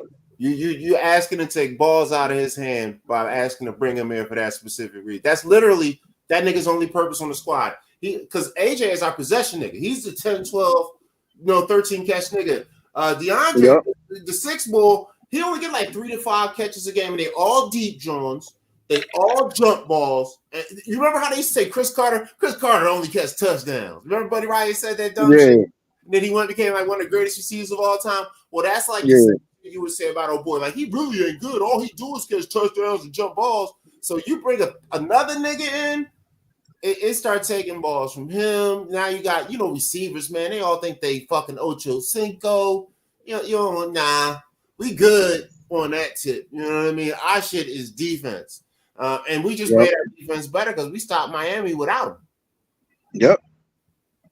Man, I tell you, look up the bull that we traded for. You need to look him up. He's nice. I was about to play a little video right here and whatnot. I was just waiting for us to talk it out and whatnot until we got finished and shit. And I was gonna play it so we could hear what they had to say. I ain't gonna lie. I thought we were gonna hurt Tua though. I thought we were gonna give him a concussion. Yeah, but you know what it is? Everybody knows we're the sack gods now. Just like kind of even with like the Cowboys, how both teams had like these crazy sack seasons pretty much the same year apart. But now it's like first sack of the season for Sweat, first sack of the season for Riddick, first sack of the season for some nigga that usually gets 47 a minute. You know what I mean? You notice that? You know who's looking real nasty right now? The bull Miles Garrett from the Browns. I don't know if you know who he is. Yeah, he's been good for a few years. You just because when you're on a shitty team, niggas forget you don't realize how good you are until like you doing something super exceptional. You know what I mean? But he's actually been man for a while. Like 20 since 2020. Yeah, he's been pretty good. But yeah, the boy that we picked up, supposedly I saw a couple highlights. He looked good. Yeah, I'm about to check him out. We're gonna make him the first review item. The title of the story says Kevin Byard used to watch Brian Dawkins highlights before games and is excited to help his hometown Eagles. Let's see what we got going on here. Is there? Let me see. I guess this is a video about it. Let's see. Man, we probably catch that nigga in a Chinese store somewhere. He's from West. He's like, go down there about 52nd and Market somewhere. Yeah, he probably like, I ain't gonna spend too much time out West, but that's where I'm from. Oh, hold up. I gotta back this up. I just want to get fair use to this channel before I bring it up. You know, these mainstream channels, they be acting like bitches about shit. They be acting like bitches that ain't shit. So, I know, but then they turn it around on you and they want to do that to me. They weird like that. Now, don't blame me, blame the white man. Let's see what they got to say here. A huge deal before Monday Night Football went down. Great. Titans Eagles, what happened again? Kevin Byard, what happened again is that Howie Roseman made a trade at the trading deadline, and Kevin Byard, the safety, comes over from the Tennessee Titans. The Eagles sending Terrell Edmonds as well as 5th and 6th round picks to fortify their secondary. We knew they were in the market for safeties. They had talked to a couple of teams about a few options, some of them including some younger guys who may have needed a contract extension either now or in the near future. Well, the Eagles get Kevin Byard this year for just a little bit over $2 million because the Titans had paid the bulk of his salary with a renegotiated signing bonus back in the summer. Nice. Byard's got one more year left on this deal after this year at $14 million. That can always be altered, but for the Eagles, this makes a lot of sense financially this year. It also makes a lot of sense because he's a reliable veteran that they can have on the back end of that secondary. They are banged up at the safety position. Reed Blankenship and Justin Evans are injured at this point, and Terrell Edmonds, who went to Tennessee in this deal, we saw him get Tyreek Hill blow right past him on Sunday against the Miami Dolphins. So Howie Roseman saying, I need to strengthen the safety position. They did that with Kevin Byard, who was born in Philadelphia and now returns to Philadelphia, Jamie. Mm-hmm. What a choice in how you screen for colon cancer. Screening non-invasively is got going. That's this commercial. Wait, skip ad. Oh, this is basketball. We don't care about that. Anyway, let's see what other stories they got about the Eagles. So it sounds like we got a good deal. I guess they said, I don't know if they said our salary cap was $14 million or if he's supposed to get paid it, but because of the bonus they gave him, they already paid it to him, so we only got to pay him $2 million. Nah, listen, the Eagles got only pay him $2 million. Yeah, because Tennessee already paid the bulk of his salary this year already, even with the bonus. Yeah. So all we paying is only $2 million. Yeah. And we gave him up a 4th or 6th pick draft. I forget what year it was. And the ball, they gave up a ball for him and shit. Nice. But he like you heard the bull say, he got on the game on the Dolphins. Fucking Tyreek was just having his way around him. Mm-hmm. So we need somebody that can rough these motherfucking receivers and shit. All right. All right, let's see what's going on here. I don't even know if the Cowgirls played this weekend. What happened? I don't even know if the Cow bitches even played. I don't know. It might be their bye week. I can look at the schedule. Let's see here. How about Lamar? Did you see Lamar highlights this weekend? Who, Jackson? Yeah, bro. The Ravens looking. Whew. Yeah, They always look this dope. They always look that dope, though. They like every time I see them, I'm like, damn. But listen, they looked at dope because they had a crazy ass run game and shit.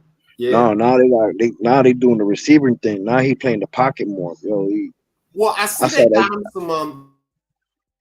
They got him some better receivers, and I seen him. He looked more like a passer. This is the first time I've ever seen him look like a passer. Like before, I just like, he's just gonna be running around. But he actually looked like an actual passer this week. So I was like, damn. But I kind of saw it before in other games, just not as often. So I'm just wondering, is it going to last? You know what I mean? Is he going to fall back in old habits and he gotta stay healthy? They gotta stay healthy. Go ahead. He has to stay healthy. That's all to it.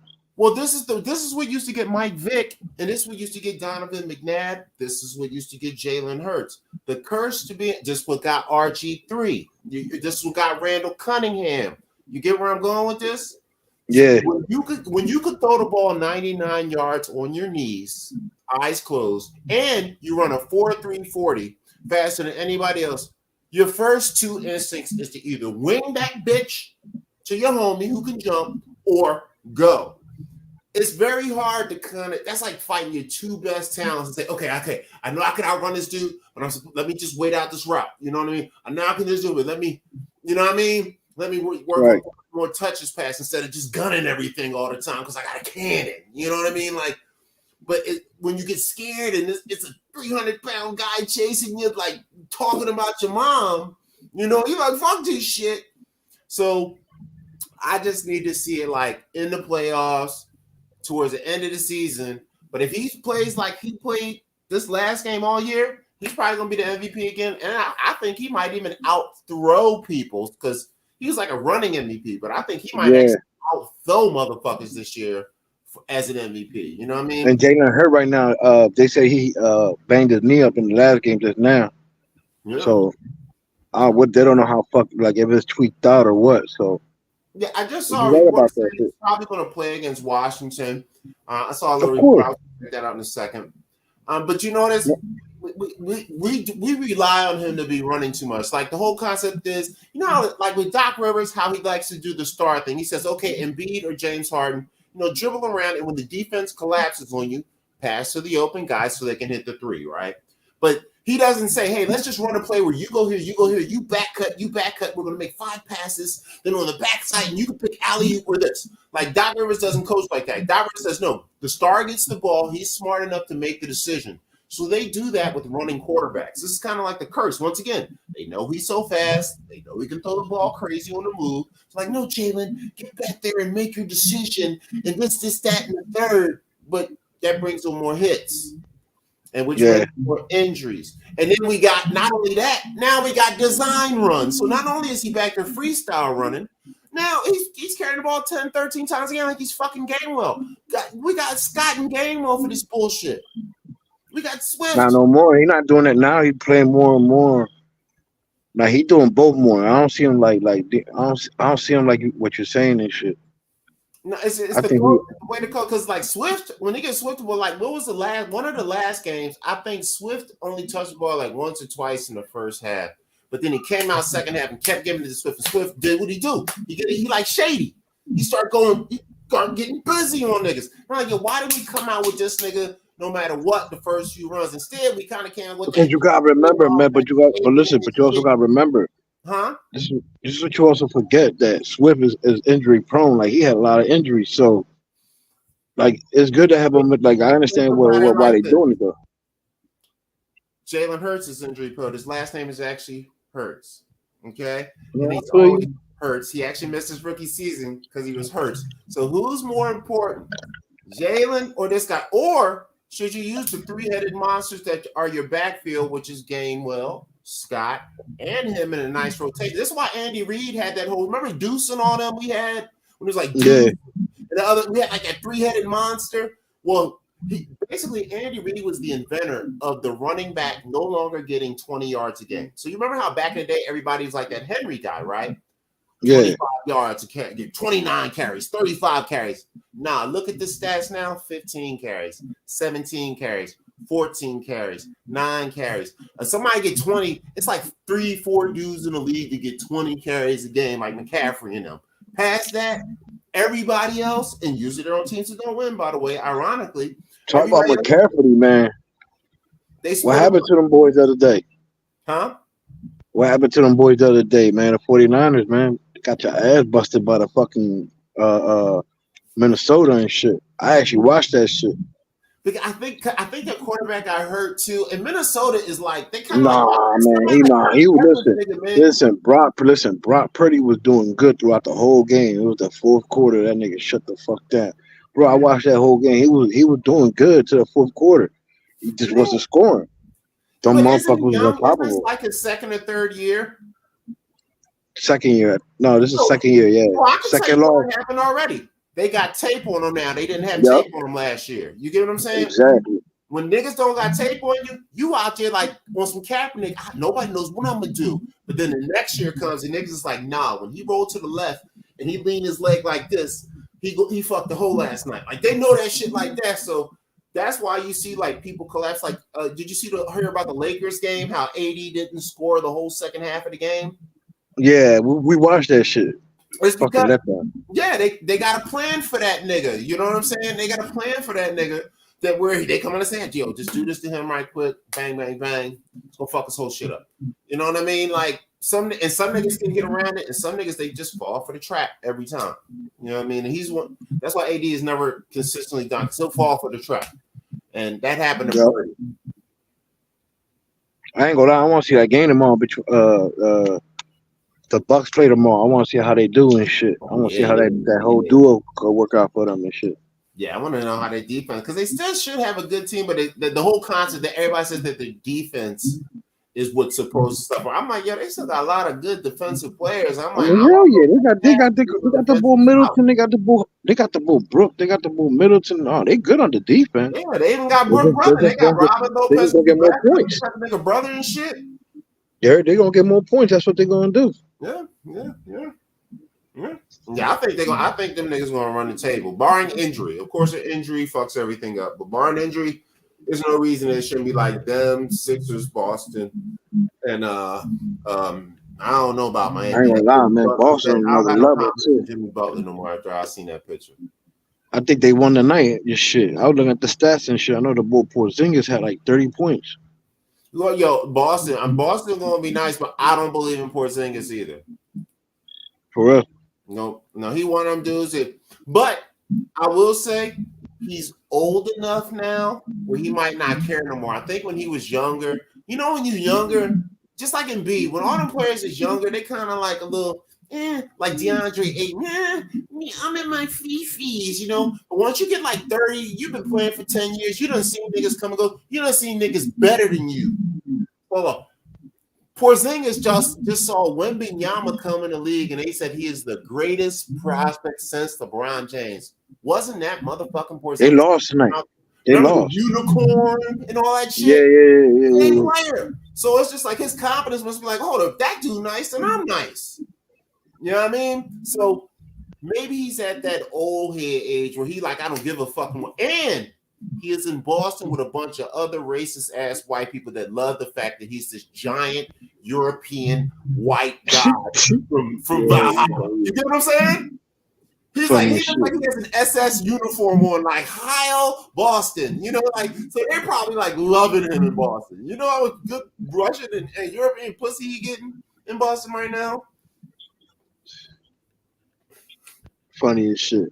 That's real shit. You know they giving him the racist love. And I tell you that brown kid and Tatum don't get no treatment like Porzingis is getting in that city.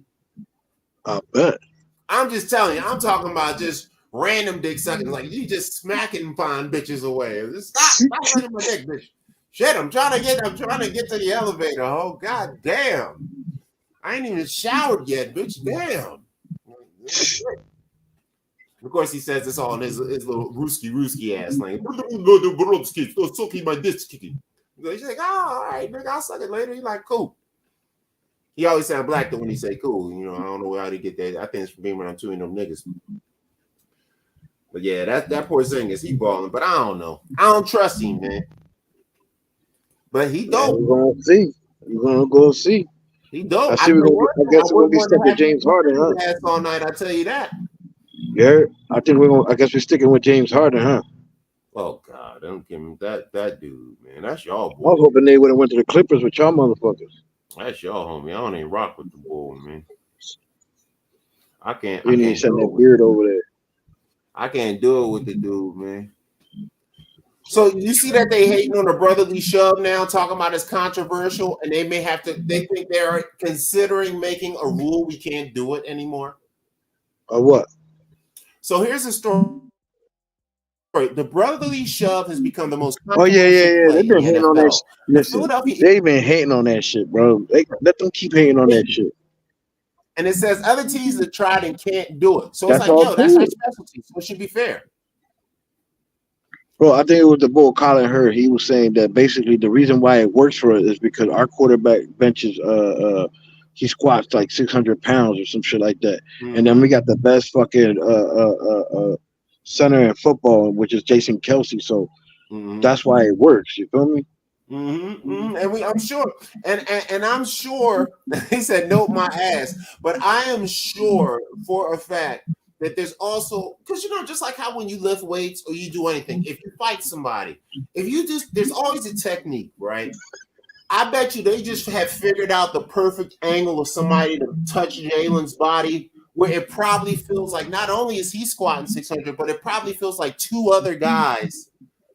He has the power of 3 or 4. You know what I'm saying? Right.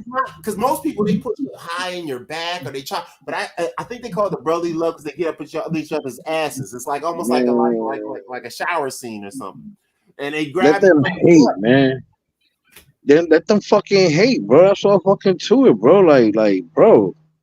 What is the secret we keep that we don't tell nobody? You know what I mean? Oh, what happened? Let's see. They said God had said something. Let's see what this says. Let's see if we are in. Because we did it for 3 first downs in one drive. Fuck it. Pushing forward. All day, baby. You know that. The leader in quarterback runs for touchdown in the NFL. Adding to it with another one. Good job, baby. I got a mean push right there. They kind of take that play personally around here, don't they? Wilkins, right away, he stood him up. He's like, nope. I started pushing. I put my hand right on his side. I said, nope. I said, yeah, no, my ass. Dog. Yeah, so you gotta love that Kelce bull, man. He Philly love. He love Philly. Yeah. Because Philly lit, man. How can you not let a crib, man? That's like that. That's like when Nick Foles did the Philly special in the Super Bowl. They were hating on that shit too. Yeah. Yeah, they hate that we always try to stay ahead of the curve. That's all. Yeah. Well, that's the bridge to culture. I would say Greg Popovich invented that whole, what is it, sitting out of game stuff and keeping people out. He invented time management, which back then was like just some weird shit he was doing, and then now everybody doing it. Right. So it's just like now, and what do you see people doing? You see them trying their own version of the brotherly shove. And it's failing. They just hate, man. Fuck them. I think it's some Broad Street bully shit. Like, yeah. I ain't gonna lie. Like now that we got that boy that we traded for this week, our defense, I think it's gonna be good now. Cause I ain't gonna lie, the defensive coordinator doing good. He definitely doing his thing. You feel me? It's the offensive coordinator that still got me a little iffy and shit. Yeah, because I think what it is, he's doing with all. Because I hate to make it sound racist, but is he black or is he minority or is he a white guy? The black guy. He's a black guy.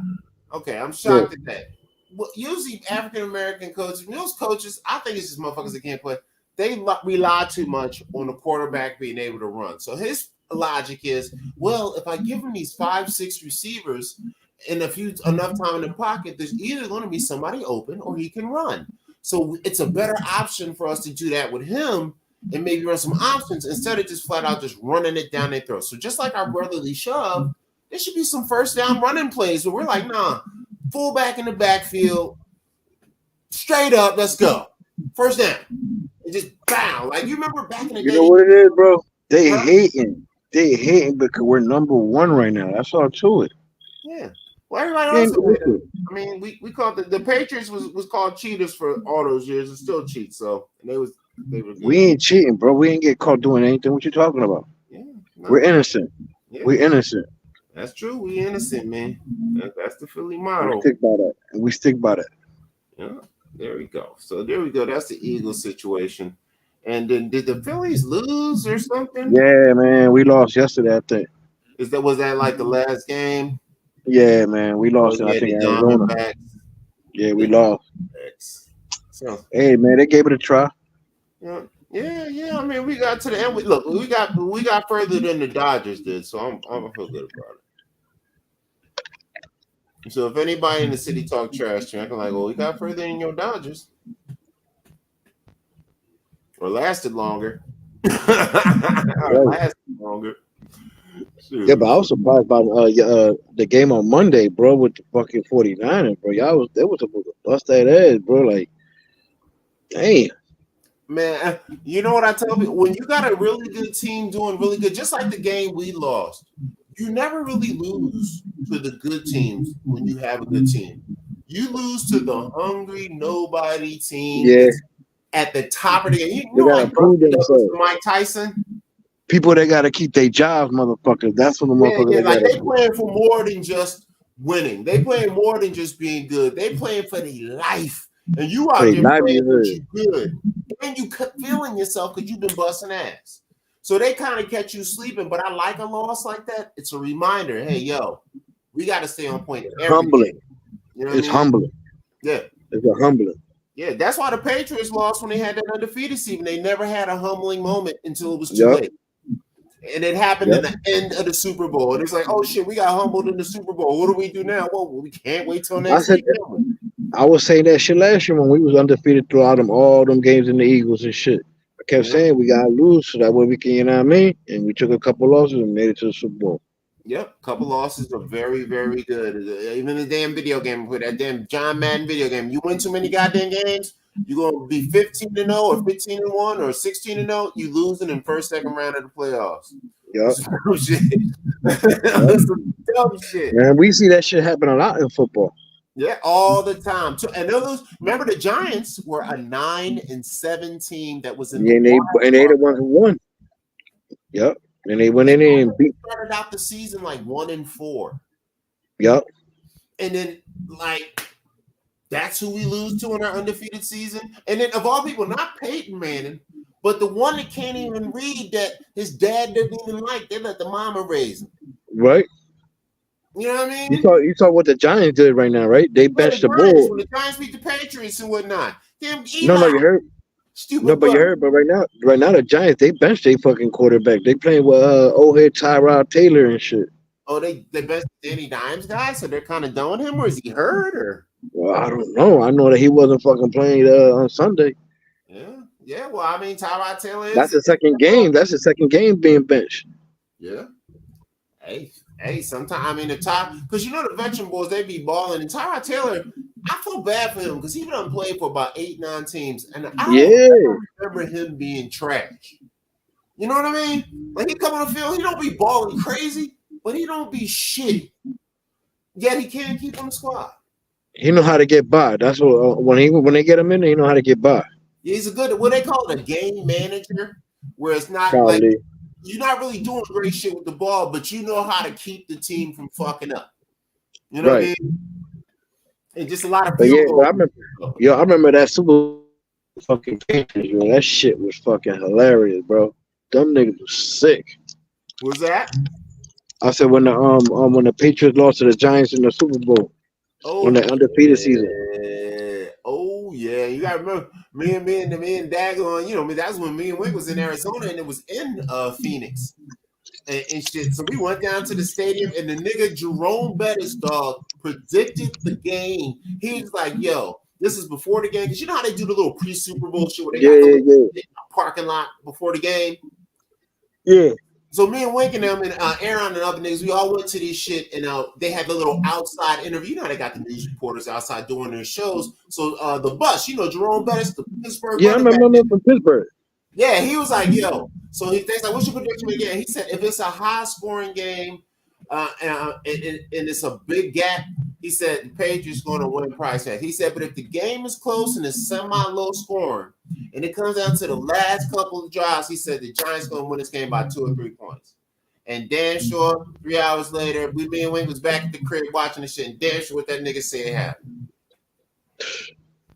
That happened to Cam too, Cam Newton. That year, remember when they went to they were undefeated too. Yeah. Panthers. Yeah. Yeah. Remember it was Cam Newton, McCaffrey. I forget who else was over there. Yeah, I remember they was really crazy and whatnot. But yeah, eventually you get right to the end and you think you're about to and they lost in the Super Bowl. Party over. No, technically no longer an undefeated season.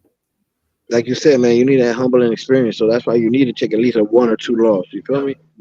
Yeah, because the players and the coach need it. Because the coach needs it to check, you know, what he's running. Because if you keep winning, you'll just keep coming back out with the same shit.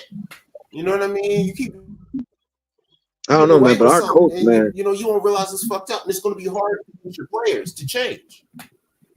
Our head coach, bro, he a beast though. He ain't scared. Yeah. He go on that field like he ain't scared. Yeah, young boy from Kensington. Yeah, you gotta respect. You gotta respect the go hard coach and whatnot. What's going on with these Sixers here? What are you talking about with the Sixers here? Sixers tell James Harden to stay the fuck home. Did you hear about this? What? Let's see what we got here. So here's the story. Let me see if it's sharing. Yeah, it looks like it's sharing. Damn, they told him to stay home? Yep. 76ers tell James Harden to stay home ahead of season opener in Milwaukee. And this is on the 25th at 6:26 p.m. That's tomorrow. Time. So that was 4 hours ago this came out. Philadelphia Sixers guard James Harden, blah, blah, blah. Another wrinkle to their messy relationship. They told the disgruntled guard to stay home instead of traveling for Thursday's season opener against Milwaukee. Who issued an off-season trade demand, did not play in the preseason and skipped practice last week and officially called a personal matter. Before here you go, that Ben Simmons bullshit. Once the team in Camden, New Jersey, ready to play, and then he showed up. They're gonna make it. So he showed up today. It's like, man, you better get the game tomorrow. He showed up today. The game. They said, take your bitch ass back home. I'll show up the day before the goddamn game. Let me see what they got an actual video about this. All right, so he fucking himself up on that joint. Nobody gonna pick him up. Yep. Oh, I'm about to tell my son. Go ahead. We're talking about the Sixers told James Harden to stay home tomorrow. They don't want him to play against Milwaukee and shit.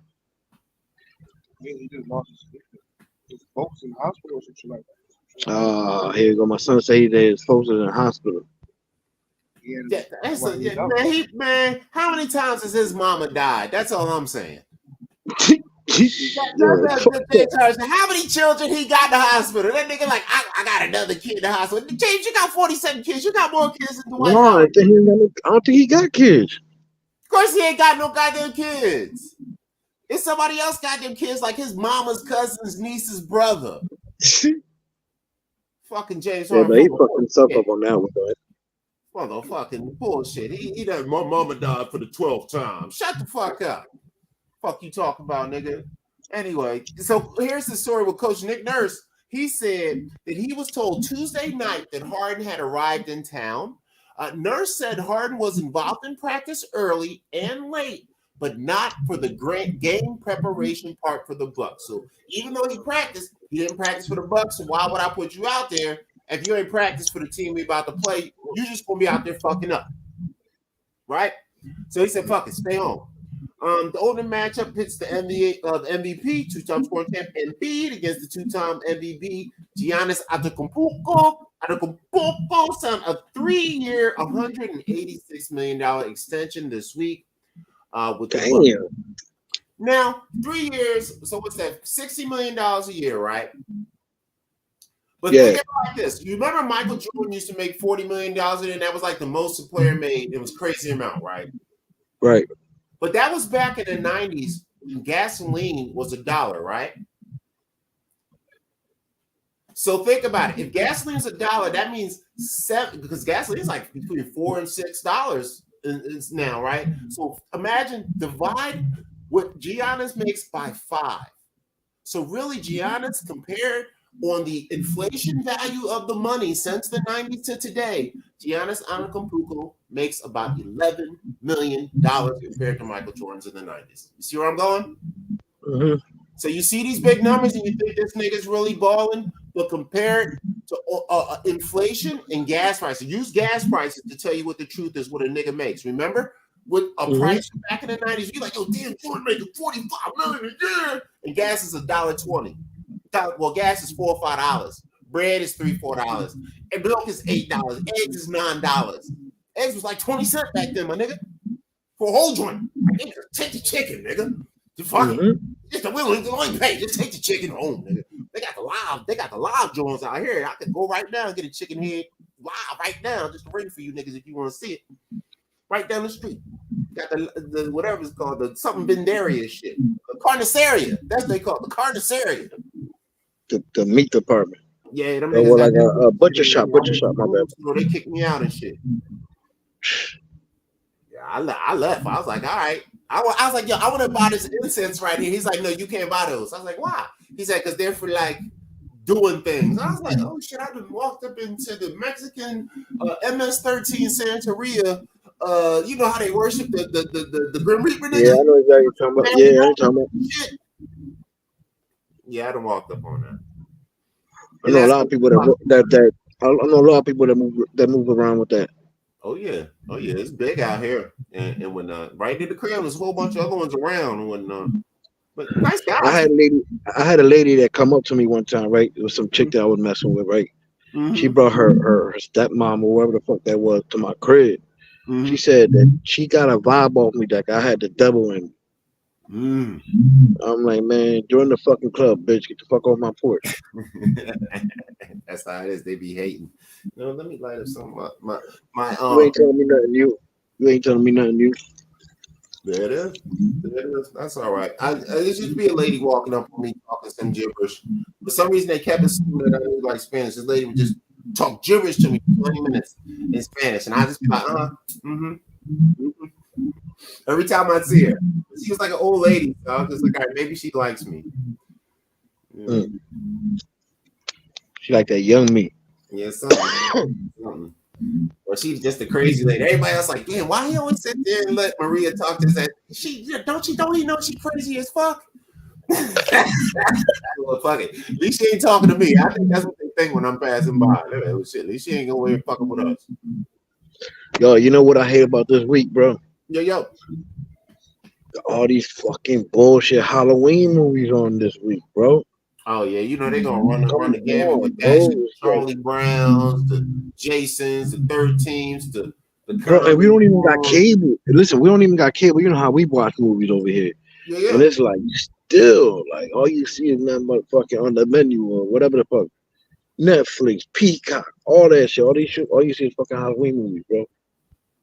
Man, that pretty soon gonna be the Thanksgiving movie, Christmas movie. Oh my god. Oh yeah, dog. Next 3 months is done. Like the next 3-4 months is done. It's over until after New Year's, basically.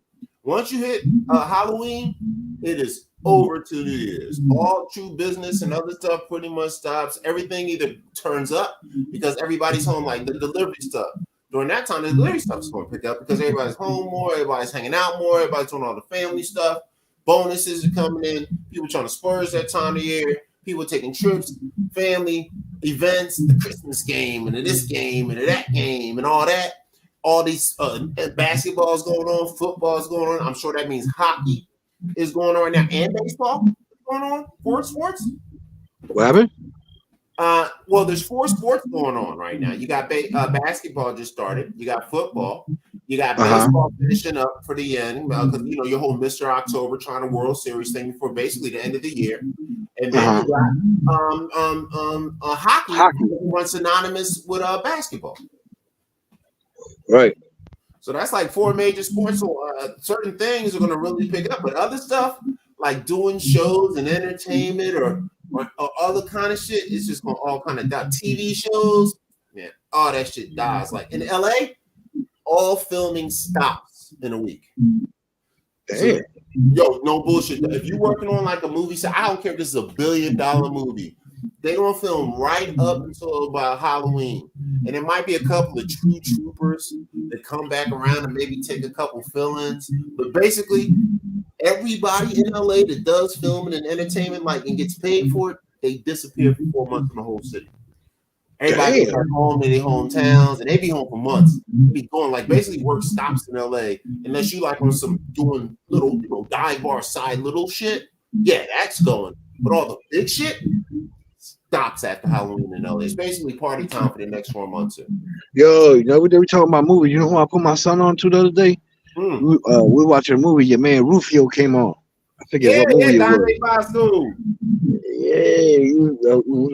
That's Mr. C's homie right there. He's like, for real. And then he put me on. I forgot that he was in Bones and shit. The movie Bones. Yeah.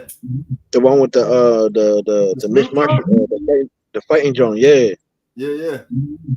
He's in one of them popular cartoons. I think he's like Prince Zuko. I don't know if it's the Airbender series.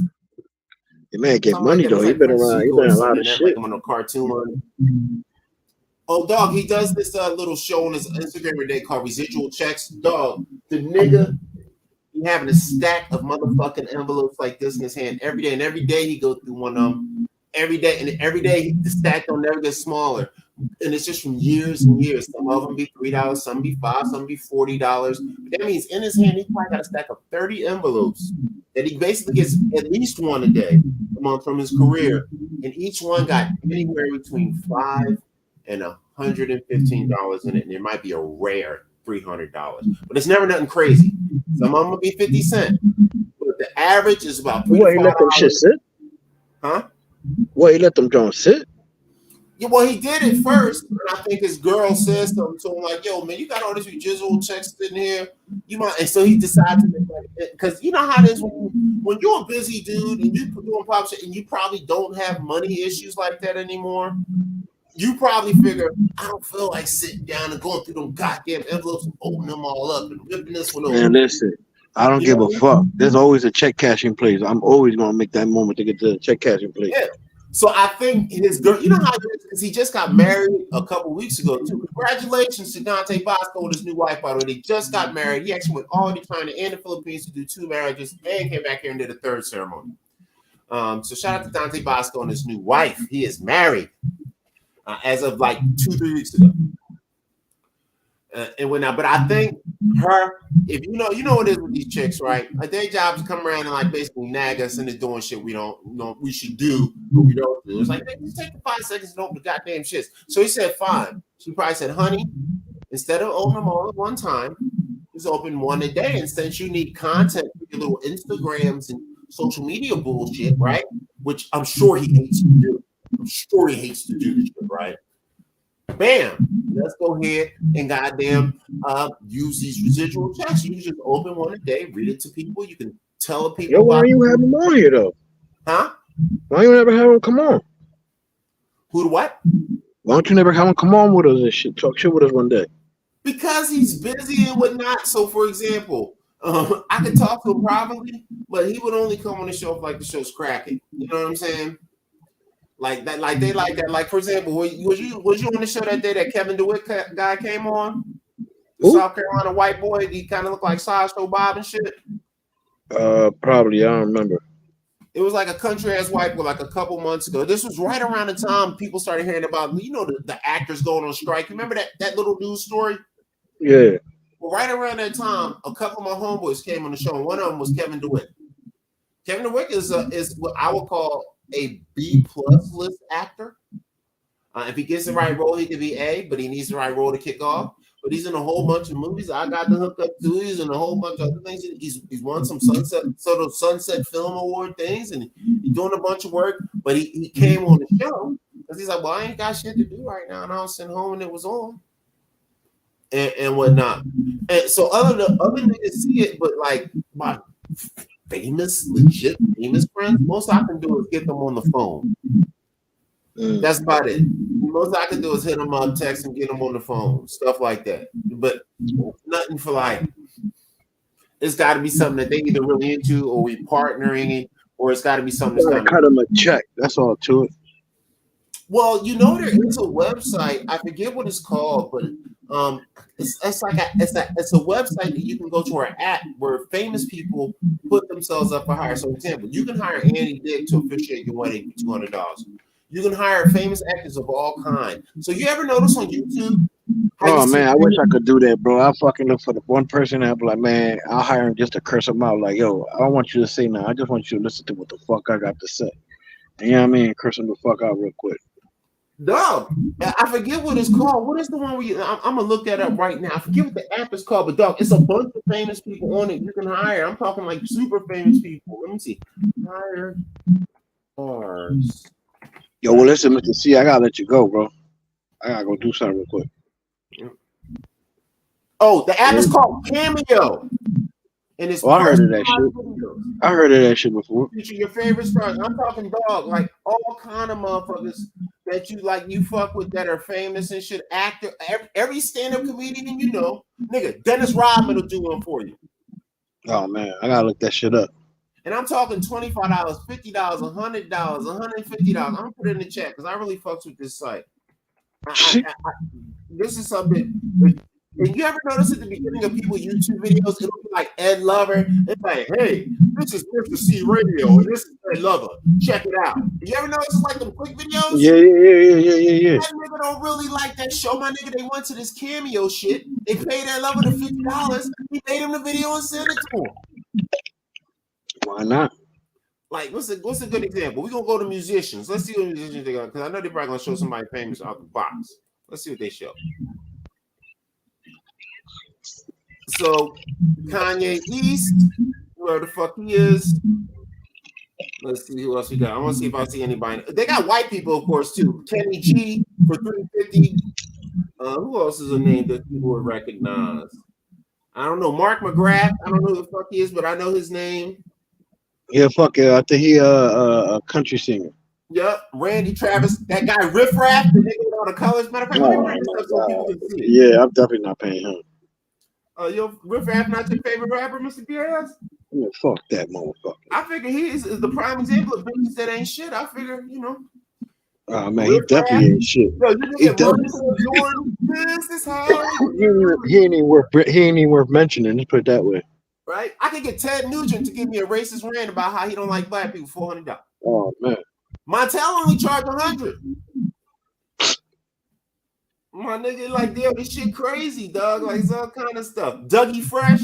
So it's a bunch of people that used to be super famous and that you remember that you can get on here of all. And this is just the musicians. They got comedians, actors, everything.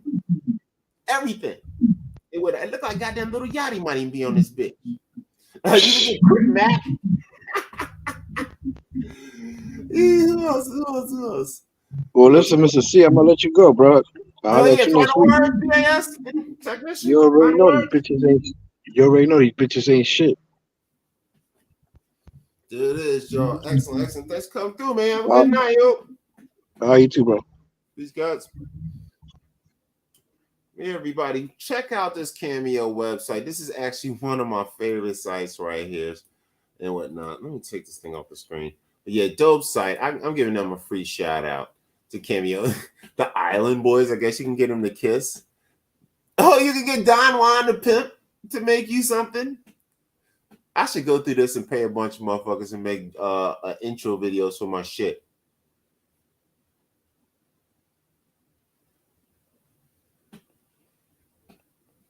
All kind of rappers. Be Real.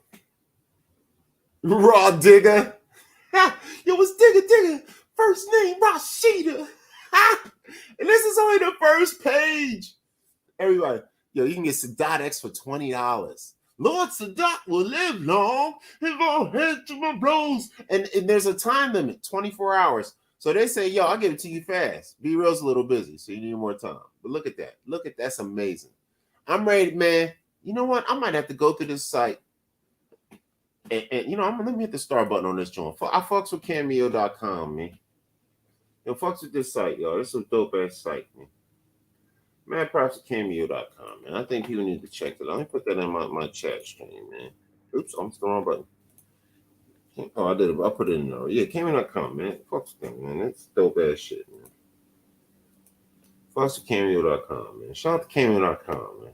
They ain't even paying me for this, man. Get some famous people for $20 to $500. You can get any one of these famous people to give you a video drop or anything you want. And some of them say 24 hours. Dougie Fresh says 24 hours. 120.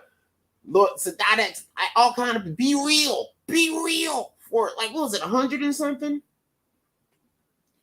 I don't know who the hell South Star is. That sounds like a fake group. South Star Smiles and South. That sounds like a fake group. But apparently there's somebody. Let's see what's on the next page. Now I'm interested. Tino Bing, Jake Strain. Let's see what's anybody else. All right, Hellrail. Lil Flip. Who they want? Flip. He's $333. Okay, that feels satanic. Not getting it. Oh, Trick Daddy. Crick Daddy. Yo, it's Crick Daddy right here. Not smack your girlfriend for $150. Project Pat. It's Project Pat. I'm begging. 36 Mafia. $600. 24-hour turnaround. Baby Bash. Who else they got up on here? Romeo. Yeah, out of $200, you get Romeo to ruin your career. Devin the Dude, $50. That's my man. Devin the Dude, $50. Capadonna from the Wool. Murs, I heard of him, but I don't know who he is. Ice-T, $600, man. It's $600 to get me to say something for you, man. I'm Ice-T, man. You know you stabbed her, right? I know you stabbed her, right? That's Ice-T. That was my Ice-T impression. Nino Brown, the guy from the YouTube. Danny G, he looks weird. Benny B, his name is Whack. DJ Decoy, I'm not falling for it. Afro Man, oh, he be smacking hoes. Flesh and Bone. All right, I'm sick of acting stupid. I'm done with this. But yo, shout out to Cameo, man. So where we at? 10:37. So we're getting pretty late in the show. So let's close this out with my biography here. We're gonna do Mr. Joe DeRita. Which is our Philly bio. Shout out to BAS. And guys, let's check out Mr. Joe DeRita here. Let's see what we got for Joe DeRita. I'm gonna see if there's a bio for him out there. One moment. Shit, we got a video bio because that's always fun. Or wants to just hear me read. I gotta pee, guys. No, I want to take a quick pee break, guys, and then come back and do my Joe DeRita Philly bio, and you just listen to my. Ooh, the pee done snuck up on me. Let me just play. Ooh, I think I saw one of my comedy sets in here. What's this? I gotta pee. I think this is a comedy set by me. Let me see. Ooh, guys, this is the best I've ever done. Comedy. Alright,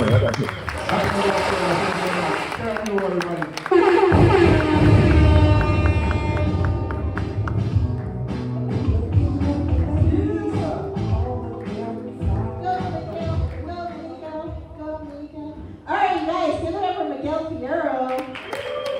He's pretty awesome. That's why you have him back. Our next comedian is a very special occasion. It is his birthday, guys. We're going to sing happy birthday. Ready? 1, 2, 3. Happy birthday to you. Happy birthday to you. Happy birthday, Carl Anthony. Happy birthday to you. It's his birthday, and he's from Philly, you guys. Give it up for the Philly comedian of all time. You see him at the Comedy Store. You see him at every night bar between here and the Valley. Give it up for Carl Anthony. One time for the birthday bitch. 2 times for the birthday bitch. one more comedy set. Like 48 years old going to that. Ooh, I haven't watched this yet. I got these tight pants on. How you doing, folks? Kind of good. Oh, she's with the brother. Sorry, brother.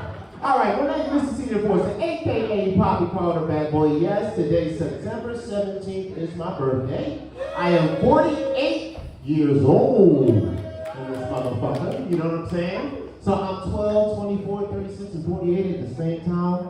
So back the fuck up off me, but I'm gonna have to put some Flexol 454 on after I beat your ass, alright? But anyway, in my old age, I come up was called Come to Jesus Moments and whatnot. I used to be in a lot of nature shows, but I lived in Philly, moved to Cali back in 2008. None of that shit, right? Shit is different. But now that I'm 48, I'm seeing my mortality, right? A couple niggas dropped off on us. A couple niggas' dicks fell off. I'm like, shit. Get your conjugal game up, bitch.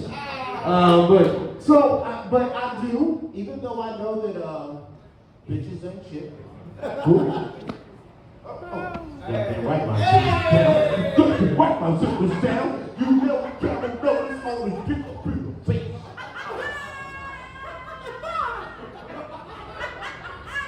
So that's to be respectful. I want to one day have a baby with a woman and be married. Right? You know, because, we know bitches ain't shit. Dr. Dre told us. Watch your toes.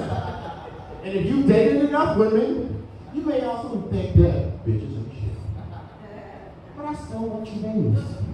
Yep, I'm still going to raise somebody with you, completely ruin their lives by coming home drunk and waking them up 3 a.m. like, boy, you gonna pee tonight, boy. So you pussing in that bed.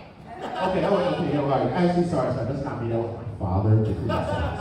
Anyway, but some of the things I noticed is I used to work with kids back in the day. I noticed that a lot of y'all fucking up. A few of y'all got kids. Who in here got kids? I'm watching you, boy. Because you know why? I want to have kids, and one day my kids are going to be your kids. Or rest your kids. Or however it may work, right? So, and if I have kids, I'm like, wait a minute, I'm seeing the version of your children. Son, right? I'm going to go from early to late. So the first time I realized none of you motherfuckers should be having kids was I used to hang out with them Kappa dudes. You know them? Yo, the cage and shit, right? Converted motherfuckers, they fuck all each other's bitches, they get pussy for no reason. I don't know if you guys know that. Hey, fellas, are you hardworking men with dignity and self-respect? No. Treat them like shit and carry a cane and just wear clothes like this. Pussy for days. You can even trade off bitches, right? So one time, I was actually hanging out with him. I'm over the crib, but one of the dirty Kappas is dirty macking another Kappa, right? He's smashing his bra. I'm running a distraction for the young boy who's like 4 years old, right? So my homie back there breaking all kind of laws in the pussy. And I'm just sitting there talking to the 4-year-old young boy, right? And I'm gonna be real talk. Up until that point in my life, when I was about 22, he gave me a better man conversation than any man I talked to in my life. To the point where I was like, nigga, you are 4. I was cursing, she would say, nigga, you crazy. And then I realized, where he at? See, the parent, we got the brain, that nigga do it. Yeah, your parents is fucking up. Another time I got recognized, I used to work in elementary school. I taught for 2 years, Martin's Elementary, for AmeriCorps, fucking Bill Clinton, you pay shit. But I used to teach in school, 75% welfare school, but not in Philly. Thug niggas, little niggas just come to school with dirt on their shoulder. Right?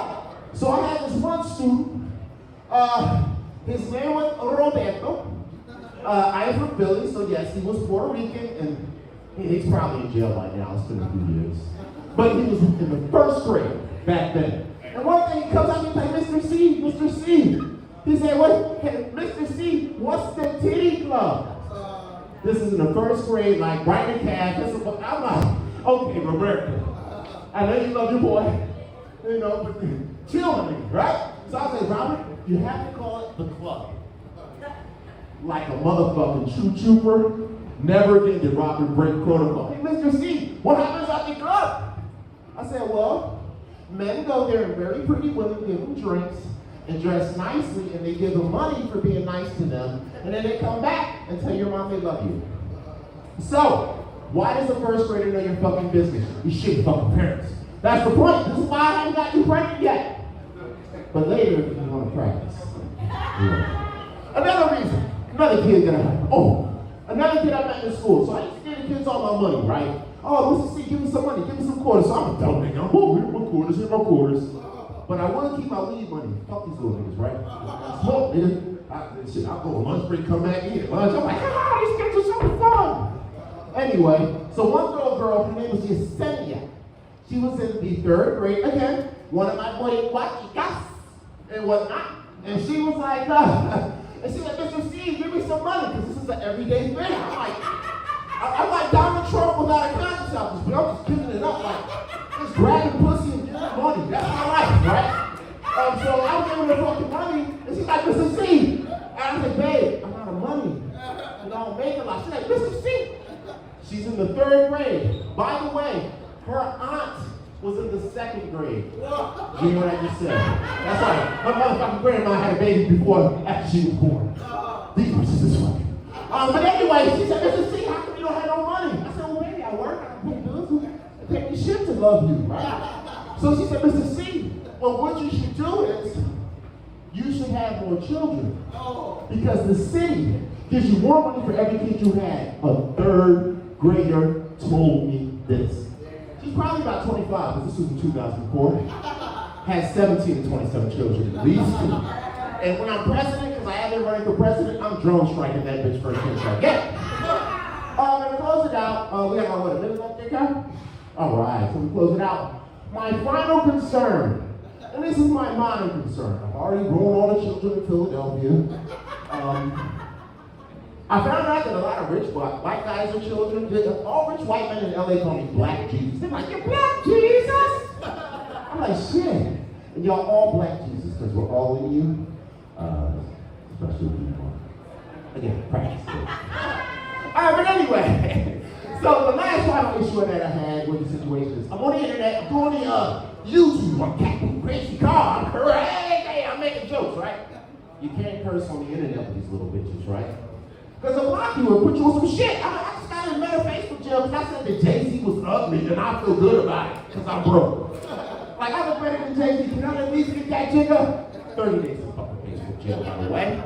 So, I'm getting little kids, little Asian girls, little black girls, little Latinas, 10, 11, 12 years old, right? Dog. And I follow this. I'm a real nigga. I follow you, son, right? So I follow these little bitch-ass niggas. And I'm scrolling, and then I see like a 12-year-old black girl. And she's listening to like the most gangster Cardi B. I mean, everything. I knew you were going to do it. Everything. Anyways, so we're plugging back in. I'm Mr. C there for so probably call the bad boys. Thank you guys for my birthday. Thank you guys. We out.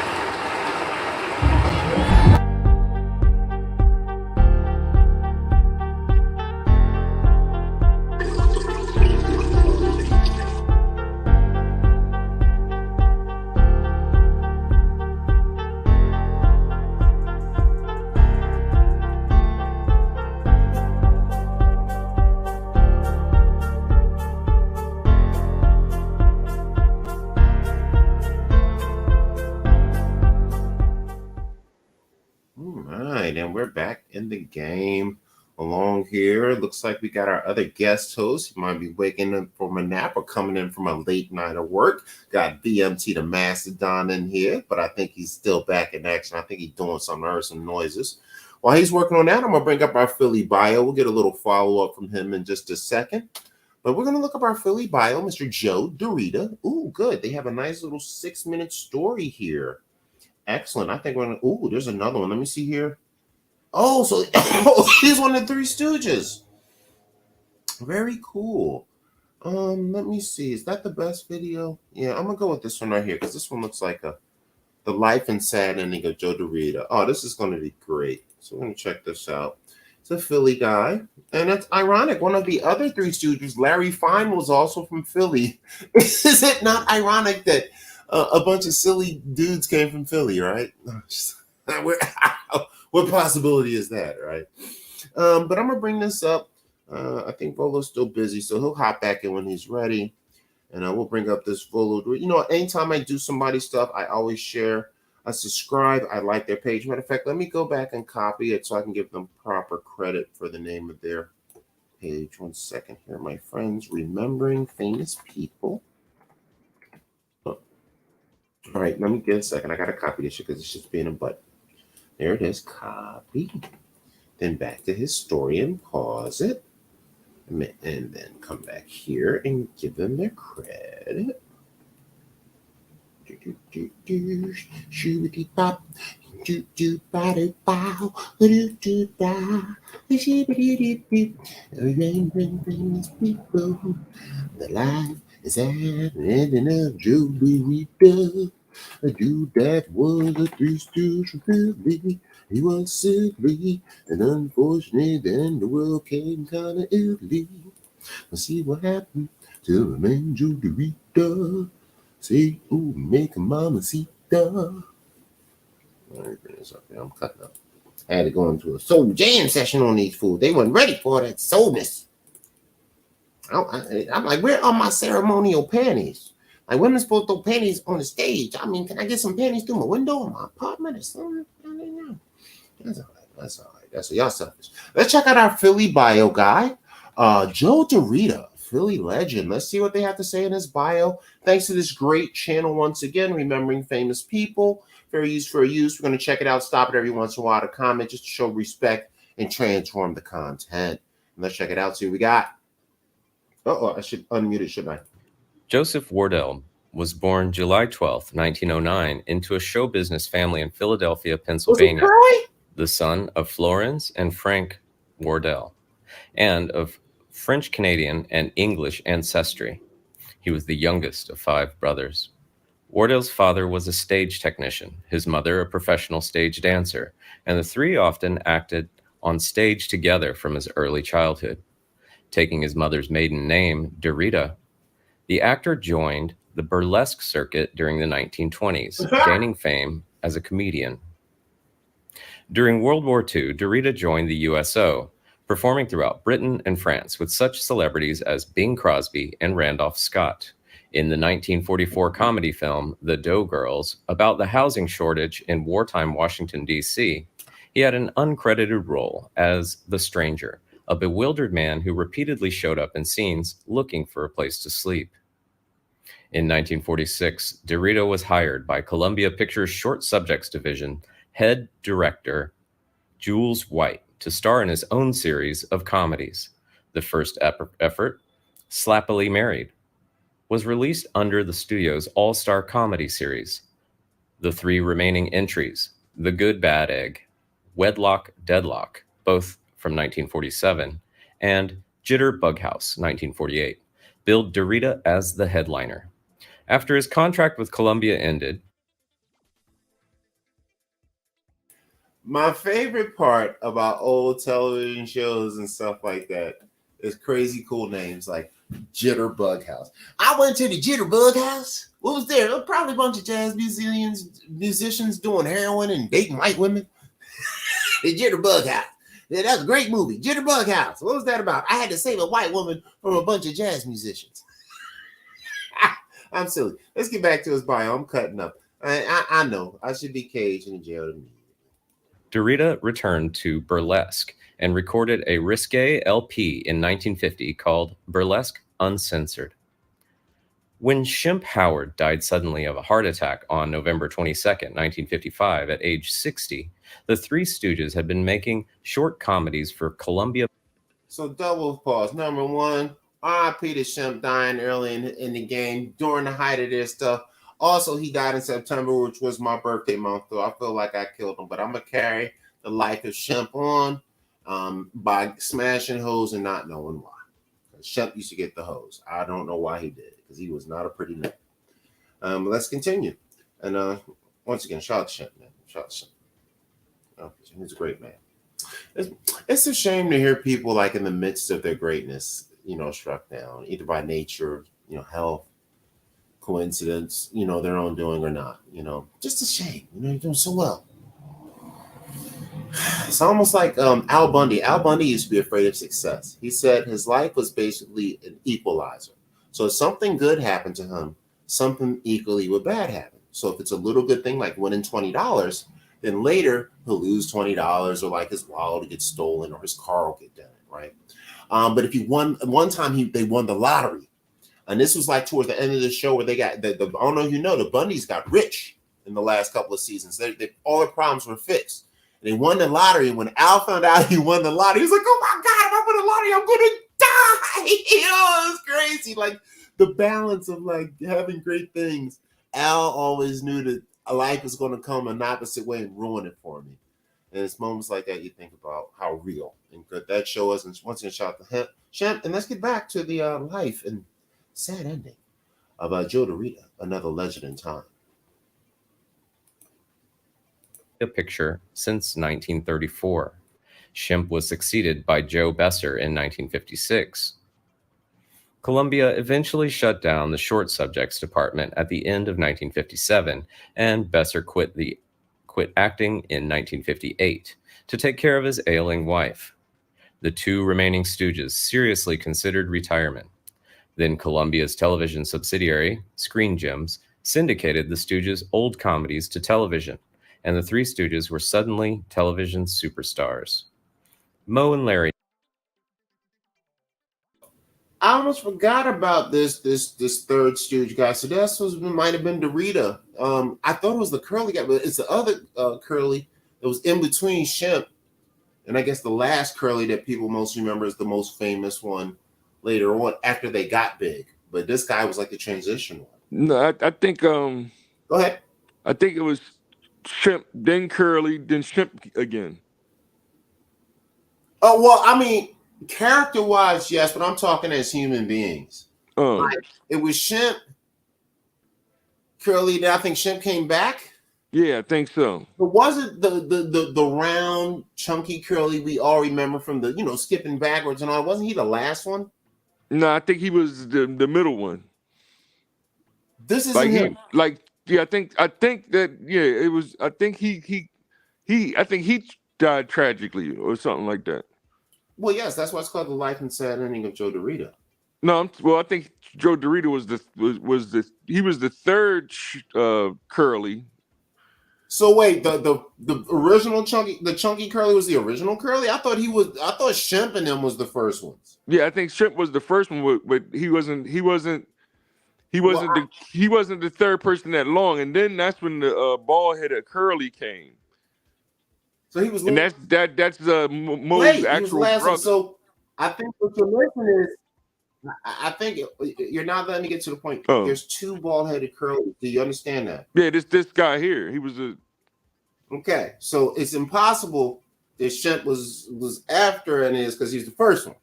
So then we got this guy, and then of course I think because Shemp died, so he couldn't have came back.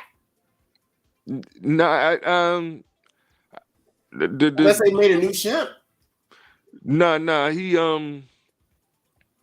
he retired or something. Then he came back when okay, and then he died. Yeah, and the other Curly came. The other one that the one that's most famous. Curly, yeah, he was during that break, and this guy was like the last Curly. Yeah. Okay. All right. Now I got you. Okay, because I'm not 100% sure, but I think I know that's well. You know what? I don't know how they cheer up, but I'm about to watch the history of the Three Stooges. All right. That was my other Tom and Jerry was Three Stooges. Boy, I wanted to smack people in the head so bad. Now had many job offers, but they were in need of a new third Stooge. Larry had seen DeRita in Las Vegas stage engagement and told Moe that DeRita would be perfect for the third Stooge. Howard and Fine invited DeRita to join the act, and he readily accepted. When he first joined the act, shortly after appearing in a dramatic... Maybe this is the fat Curly we remember, and he just looks bigger in these other pictures. Because that one picture where they seen him hanging on the back, that was the Curly I remember. Yeah. But this guy doesn't look like him, but apparently this is the same guy. He just had a different body type at the time. Probably, I didn't even think about it. Think about how physically taxing that role was. Because even though they ran it in full speed, you got to remember, there's nobody massaging you or nothing. You got to do your takes. There's no stuntmen. Not too many anyway, right? Yeah. So he was a big guy, but I bet you he was doing so much physical comedy on the show, he probably lost weight. And back then, this was original old Hollywood, nigga. There wasn't no crafts table, my nigga. You know what I'm saying?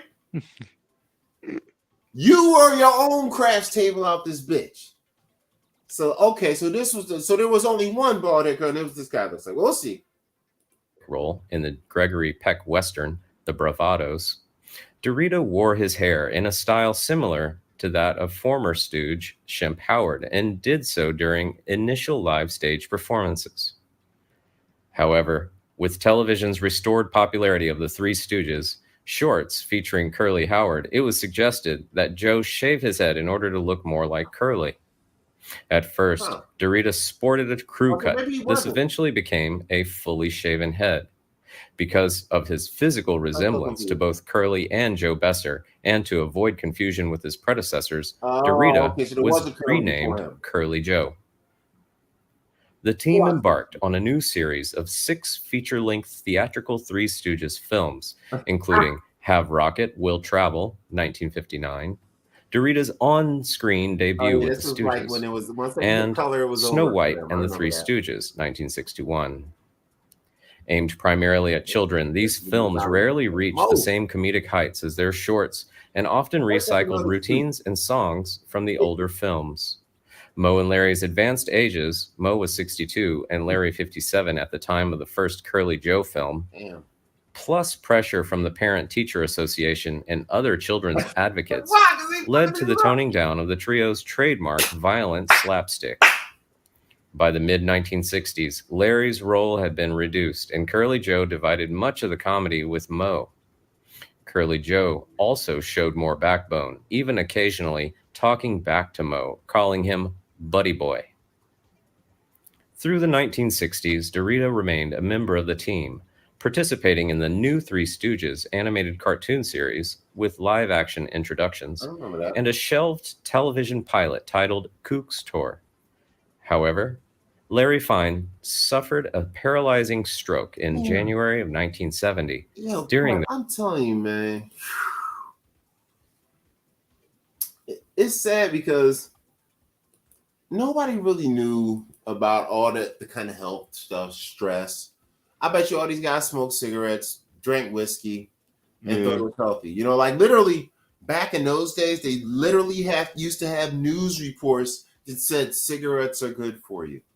Long life lasting cigarettes. And they used to have stuff like that up. Yeah. Probably even commercials for alcohol that said that shit too. So it's just like, damn. And then he's, struck down a million shit. Another one. It's just like, that's how you leave the Stooges, in a box. Like it's a gang. That's crazy. All right, back to it. The production of Kook's Tour, putting all new Stooges-related material on hold. In the very early 1970s, with Moe's blessing, DeRita attempted to form a truly new Three Stooges. He recruited burlesque and vaudeville veterans Mousy Garner and Frank Mitchell to replace Moe and Larry for nightclub engagements. However, their act was poorly received, thereby ending the group. On August 30th, 1983, the Three Stooges received a star on the Hollywood Walk of Fame. Joe Besser was the only Stooge to show up at the ceremony because of DeRita's illness. Stooge's longtime supporting player Emil Sitka spoke for him.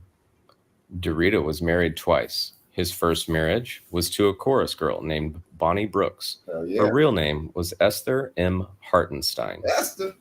From July 13th, 1935, until her death on September 6th, 1965. They had no children. DeRita married his second wife, Jean Sullivan, the following year on December 28th. Dang, she was fine. Sullivan's son, from a previous relationship, Earl and Robert Benjamin, control licensing rights to many deceased celebrities, along with the Three Stooges, through C3 Entertainment. Sadly, DeRita died of pneumonia on July 3rd, 1993, 9 days before his 84th birthday. 1909. He was residing at the Motion Picture and Television Country House and Hospital in Woodland Hills, California, at the time of his passing. Did you notice? I don't know if you noticed his life and time frame zone. He lived from 1909 to 1993. Now take a technological. Let's think on our Volo and Butthead hats right here. Let's take a technological mindfuck trip through coming up in 1909, but still being alive in 1993 when we had cell phones that had cameras on them. Tell me your thought pattern on how you would feel as a person around that time, Volo. As far as what you felt like you saw. We about to enter the Star Trek. Crazy. Like, because you think about in our time, we went from like, okay, we see all black and white TV become color. You know what I mean? Rotary phones go into dial phones, go into cordless phones, go into mobile phones. Going to the cell phones before cameras, and then the cell phones of today. This dude was there, no TV. Yo, dog, you talking? Dog, that is the final years of Red Dead Redemption 2. You finished the game in around. Matter of fact, the final years of Red Dead Redemption 2 are like 07 or 6 or something like that, or 5 or 6, like a couple. So the game after that is actually that nigga was born in the original Red Redemption. That's how long ago he was born. Like the first cars were just getting on the road, the Model Ts. Yeah. So that was like the horseless carriage was a big thing back then when he was born.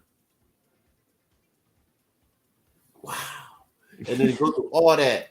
Remember how VCRs were the size of like this couch?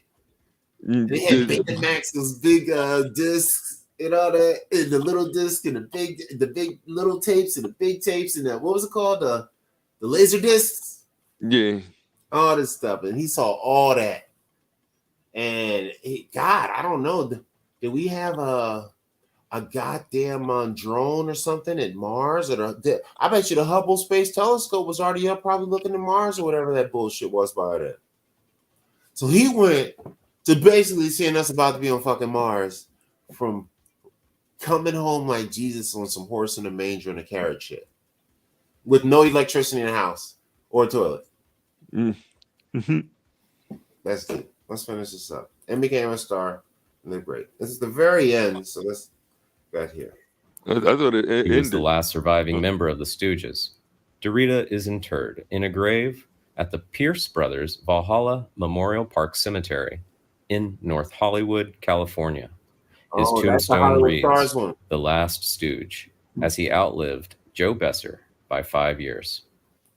I forget what it's called, but I suspect if he said the North, I think that people told, because I think my homeboy G was buried up there too, but I think there's a certain funeral thingy-majig up here.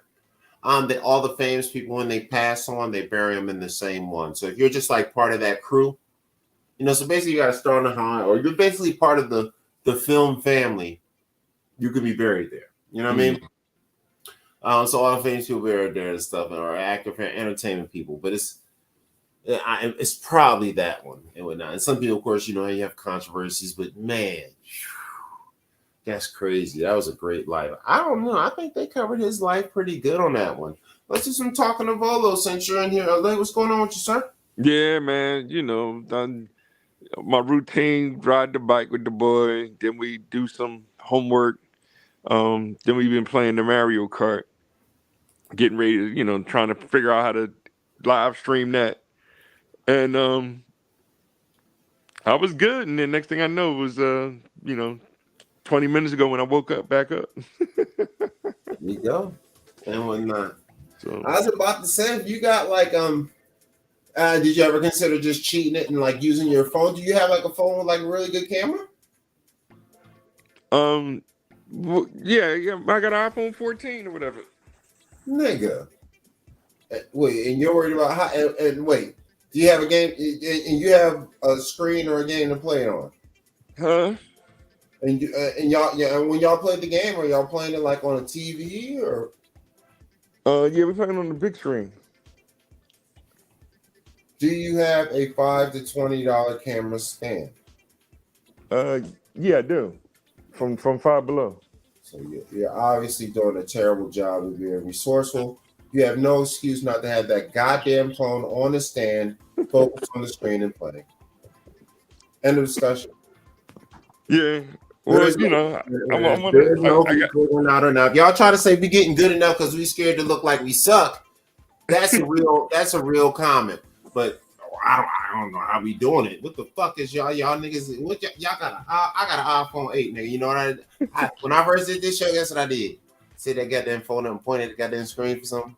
I was actually plotting on doing a show called Red Pill Films, right? So I was going to take movies that we always liked, or just current ones, movies that you never thought nothing about that I've been watching. Because you know I got Amazon now, so you come across a lot of off movies, watch movies you never watched. And dog, you wouldn't believe, I never noticed how much disrespect and toxic mothers and fathers and situations. Like, man, you could take any movie, Volo, any movie, and sit there for 2 hours. And if you really pay attention to a few of the signals, you could pull 15 to 20 clips from any movie of your choice. You can look at a fantasy movie, anything, and you could pick out low-key red pill subliminals that you could discuss and relate to something current. So my plan was going to be, because I was like, man, I'm not going to be able to stream it or do it like a regular share, because they probably will say I'm not transforming the content. I'm using their copyrighted stuff. So what I was going to do was I was going to take my either webcam, which I got now, I got 2 of them, and either point it at just like a TV screen with it on it, or I might play it on my phone and but like do some real ghetto shit with it. Because only I really need to see it clean. The whole point is really the transformative content. So you will be surprised. My mom told me I'm not married because I think I wanted it to be too perfect before I found a wife, instead of just picking a bitch, which I'm glad I never did.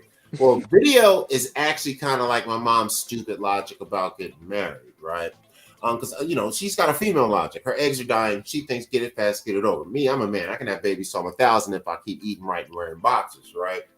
So, but this live streaming shit, the best way to get started is when it's fucked up, bro. Like, how many people do you see on YouTube that just sit in their car at their phone? How many people do you see that you can just tell, even the live streaming dudes just sitting, you can tell that nigga just sets up his phone and sits in front of this shit and talks. You know what I mean? Simple to P had like that was getting to 100,000 where his ass died, and he used to just hold his phone up to his home desktop screen. So he'd be sitting here with his goddamn phone in his hand and shit out this bitch like this, record live stream from here, and then he would just play his videos off the computer in front of him right here and have the phone that he's live streaming from pointing at the joint. He did every video like that. So if you ever say, hey, man, don't even worry about that shit, dog. Just do the most janky shit you can think of. Fuck the sound. As long as y'all in the room that don't have no outside noise and it's just y'all two in the room, big room or not, nobody care about no echoes. Man, yeah. And y'all can be loud if the phone is away from you. That way you don't even got to be quiet. You don't got to worry about sound. You know what I mean? You can actually just sit there and be loud, enjoy the game. You know, boom. With his old high pitch ass. I don't know if he's still on that shit. Does he still do the high pitch? Yeah. When he get hype? Yeah, it's definitely. So I mean, perfect sound for sound reasons, perfect, a way to execute that. So yeah, and then you don't gotta worry about that, because once you start getting computers all linked up and you start streaming through the thing, you know what's gonna be coming in. Hey, boom, you can't yell that loud. You know what I mean? Take the fun out of it, take the energy out. But if you can get like the motherfuckers don't care about no sound quality, nigga. Fuck about that shit. All they want to do is see the game get played and then niggas cut up and learn some shit or not. Yeah, we did that. Well, we recorded the Sound Park. What was the name of it? That little team that the Name That Tunes thing we used to do. Where I just set up the phone and aimed it at the screen, and we tried to guess the music or whatever, or I did. You know what I mean? He was a young buck then. Yeah. So yeah, I was thinking on that, but I also want, I'm trying to look into the technical side of it too. But you're right, that might be our first move. Because Doug, I'm gonna tell you, it's complex because you first. Oh, I need this computer for that. I'm gonna get this set up for that. Then I'm gonna do the little cross thing. Right? You got like a whole, like basically a little electronic map laid out about how you gonna do it, right? Yeah. Let me tell you, it's about it. It's like dating a bitch, man. It's all good until you start fucking her. You know what I'm saying? Yeah. Once you get all this equipment, you're gonna start fucking, right? And that's what this equipment gonna do. It's gonna start talking back and asking dumb questions and doing weird shit you can't understand. And you either gotta take it because you already done got locked in, or you gotta stick with it and work with that shit, knowing goddamn well I got to figure this shit out, or this is gonna be a long relationship. You remember when I first started with these things in my other computer and I had to figure out the RAM and all that, and then I had to figure out the whole sound and echo thing and what I could and couldn't do and could play and got to turn on and off, and that shit took months of shit figuring out, man. It's like you better off starting with the janky shit because you're gonna be pissed and discouraged as hell if you wait 6-8 months, save this money, get all your equipment, and know you about to just come out there and beat the cat to death, pound town, suck somebody toe style, and then it's gonna like not work at all like you hope. Yeah. So I would say the best way to do it is like when you ever do you remember you guys first try to start recording music? I'm sure you recording went through this where it might be like a Walmart mic plugged into something, you're in the closet. You know what I mean? Yeah, I heard this one guy talking about USB mics versus the analog mics. Oh yeah, most people like the USB joints and whatnot, the ones you plug in. Yeah. Maybe a delay sometimes, and then the analog is like that showboat stuff and whatnot. But it's like like the best way with these phones, especially with an iPhone 14, is I got iPhone 8 and I would do that shit, and the sound will pick up okay. Like, could you hear that comedy set good? Yeah.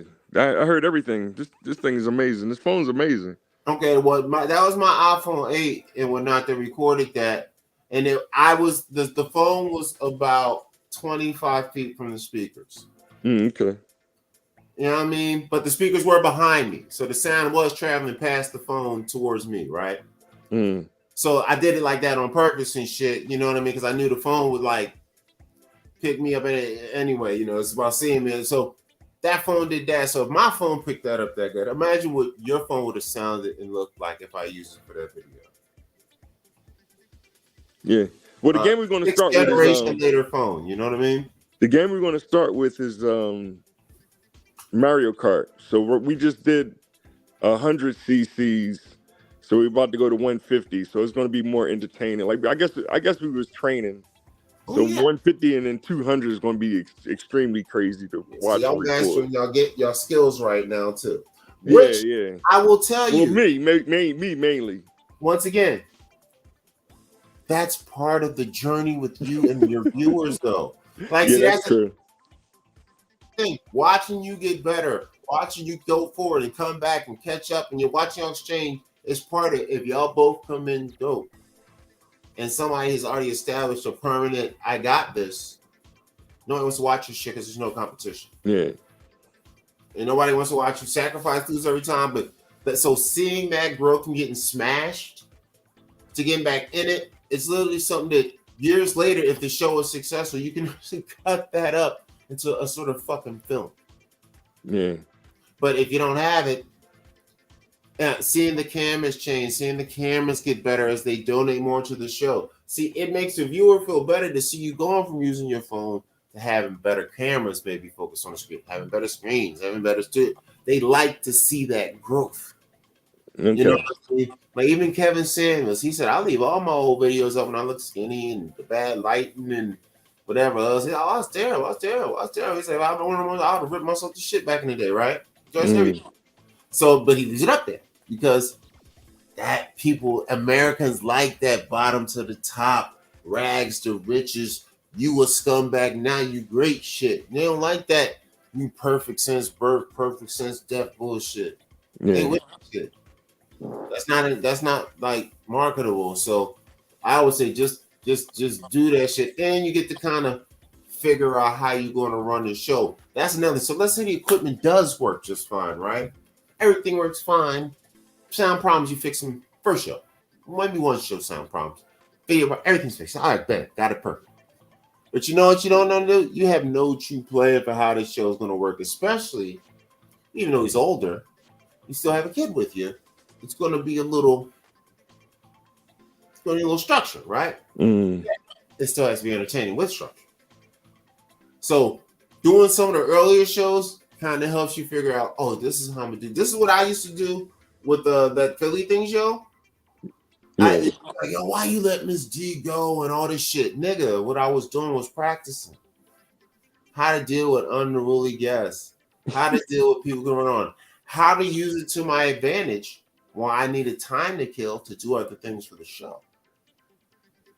You know what I mean?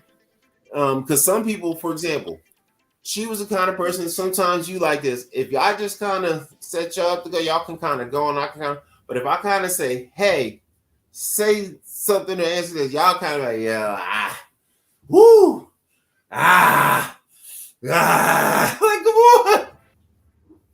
If I was trying to think, you'd be talking to me out of my goddamn mirror.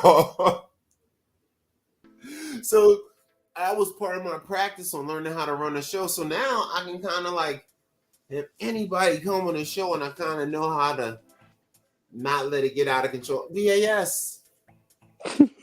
He was on today? Yeah, he was on right before you. I think he got off. I was taking my little break. You came right by then. I was taking a break before I did my thing. So it was like literally he went off. It's like, are y'all the same person? Because it's like he got off and you got right on. Yeah. All right. Video I put up. So let's put that video up. You came on. He was getting off. Yep. That's the game. Any other video game stuff?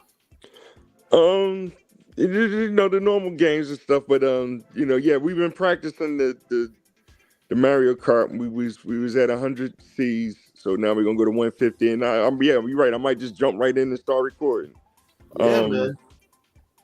The other games, of course, is the Mario and Sonic. He's still playing them and wanting me to play them too.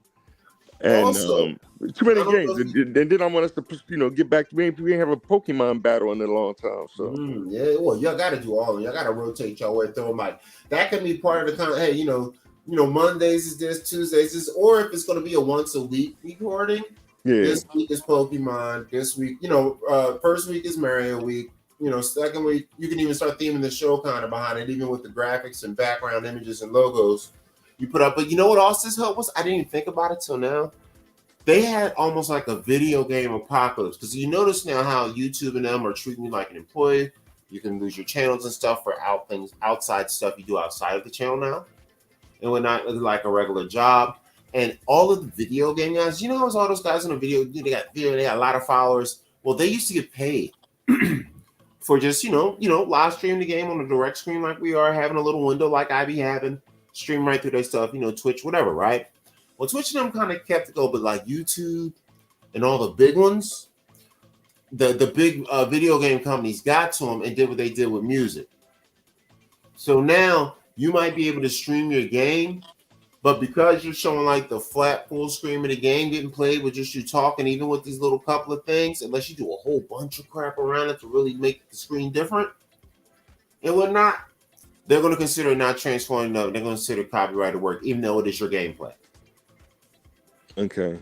You know what I mean? So the phone aspect also would add a bit of transformability to it, because you'll have any exterior backgrounds. Unless you, like I said, unless you get really good at this app. Like, for example, you see how we're doing right now? I got the different overlays. If I actually use, instead of JPEGs, I think you use GIFs and whatnot. PNGs or GIFs, one of the two. And if you use those, that's why some of the logos come through clear and stuff. So that's how you can make different overlays. So you can make a bunch of these kind of things, or one that has stuff up here and stuff over here and stuff in here.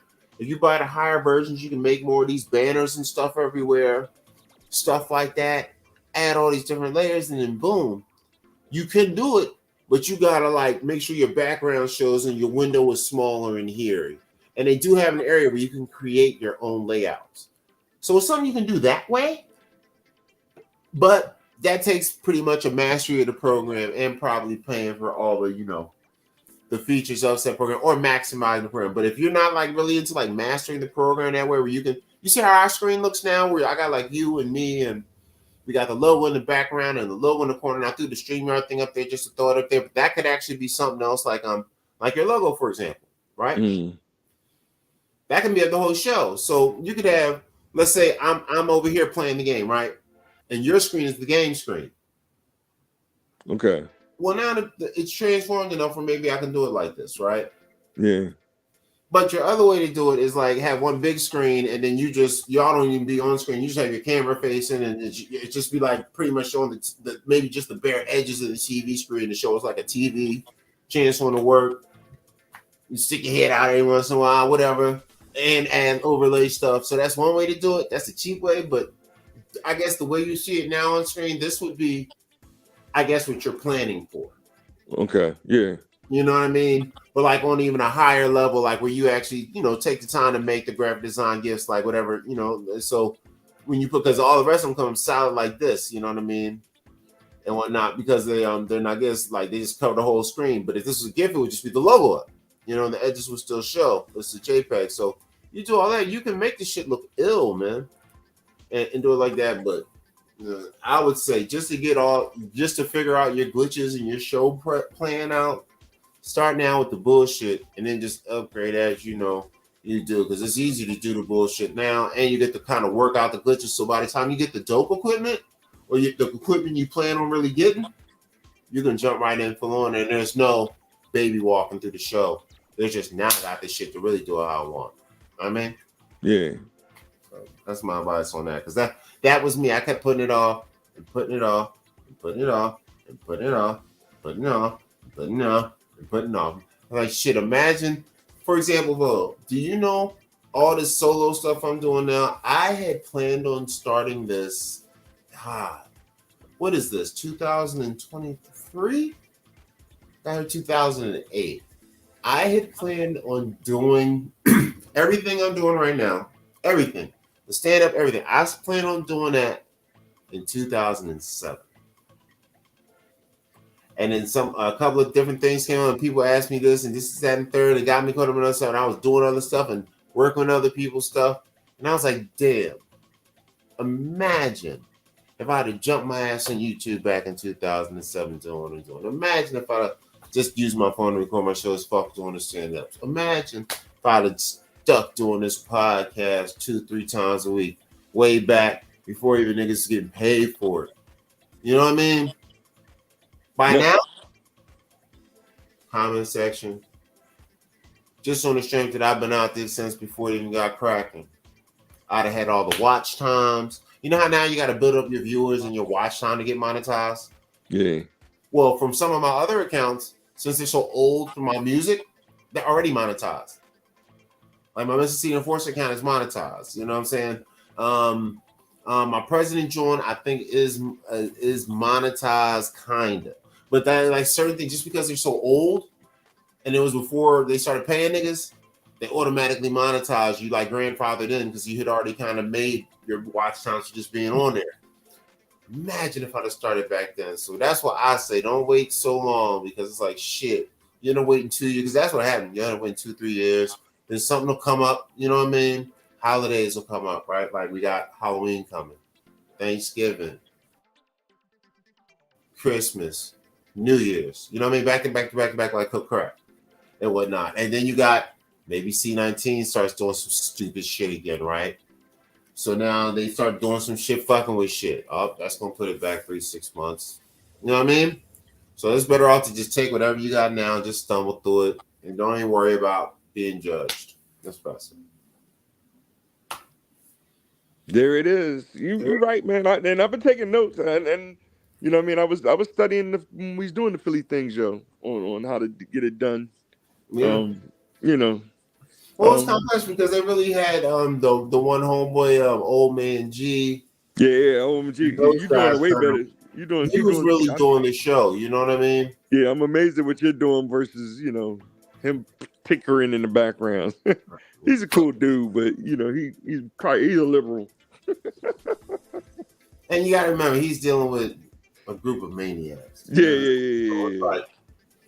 It's like we see the front scenes, dog. I'm talking about, like you said, like I kept trying to tell you, y'all think like the stuff that was happening on the show, like, oh, this is just the show, right?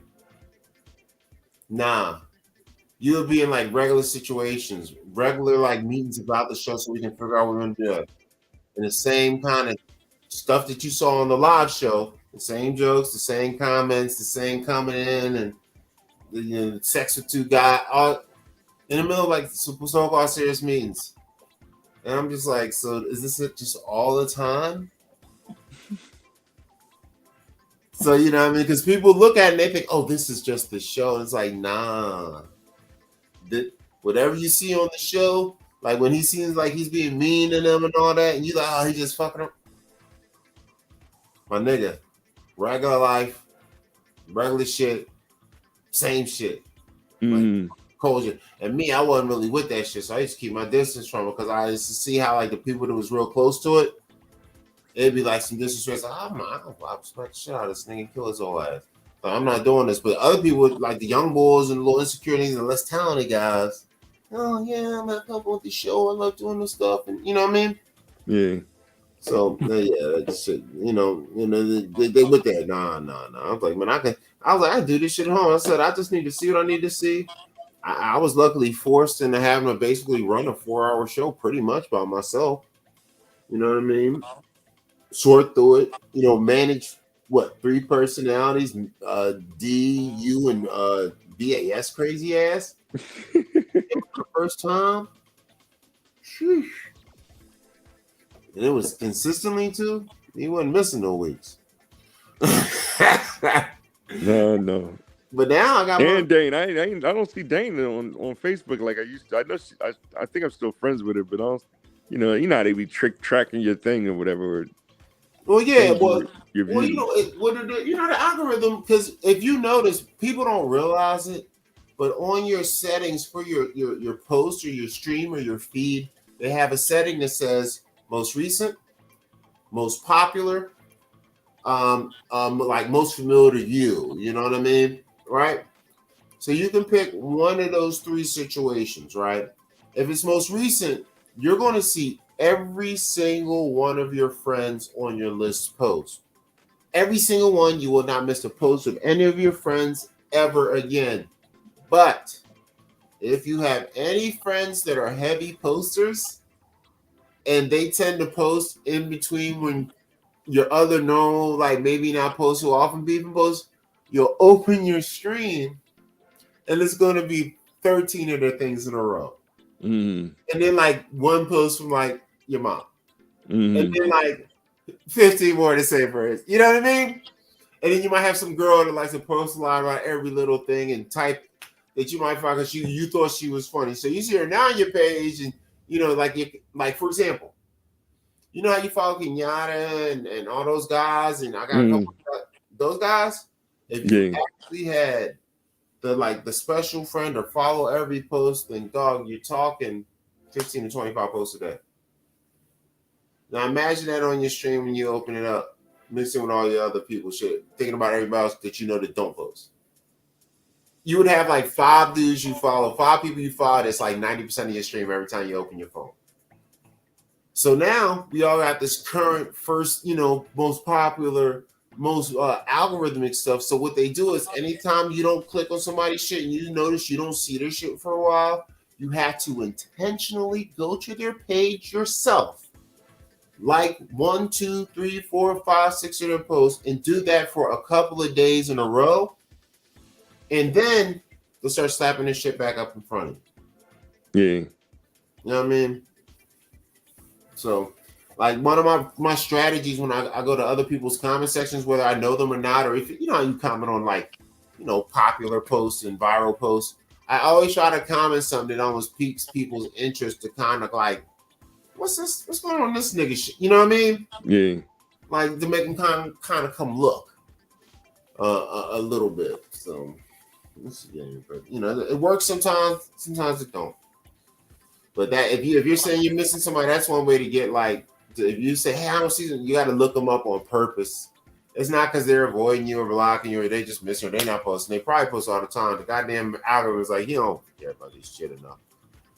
I haven't looked for her in a while. Like, you know, so I know she's still out there. Oh yeah, The Dana's funny.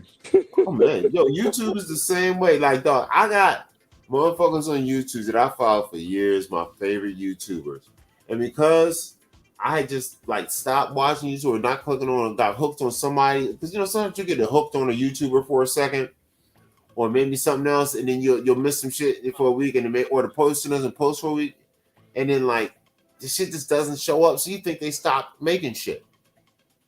And then when you come across and realize you missed like 2 years of fucking videos. Like, and I was just like, oh shit. So I was like, from now on, anytime it's just like somebody's shit don't seem like it's trying. I said, let me go find that shit on purpose. Click on the fool of these bitches before they disappear it all out of here. And I forget about the motherfucker 2-3 years. That happened to me a few times. The algorithm is a bitch. That's the word of the day. Algorithm is a bitch. Yeah, it definitely is. SAT words of the day? Oh, yeah, where's my thing at? Let's see. SAT words of the day. Boom. I'm up here in the dark. No, fuck it. Chilling like a villain. You got the early shift? Ziggy. There you go. Sorry, I don't have an answer for that. I was trying to find you. Ziggy. The word of the day. Okay, here is the word of the day from the SAT Word of the Day skill. Today's SAT prep word of the day is augment. It means to make larger or stronger, or to become bigger. It's spelled AUGMENT. Here's how you use augment in a sentence. Because we have so much work to do, we need to augment our team. If you're enjoying your SAT... Stop. That's a good one. Augment. A great word of the day. AUGMENT.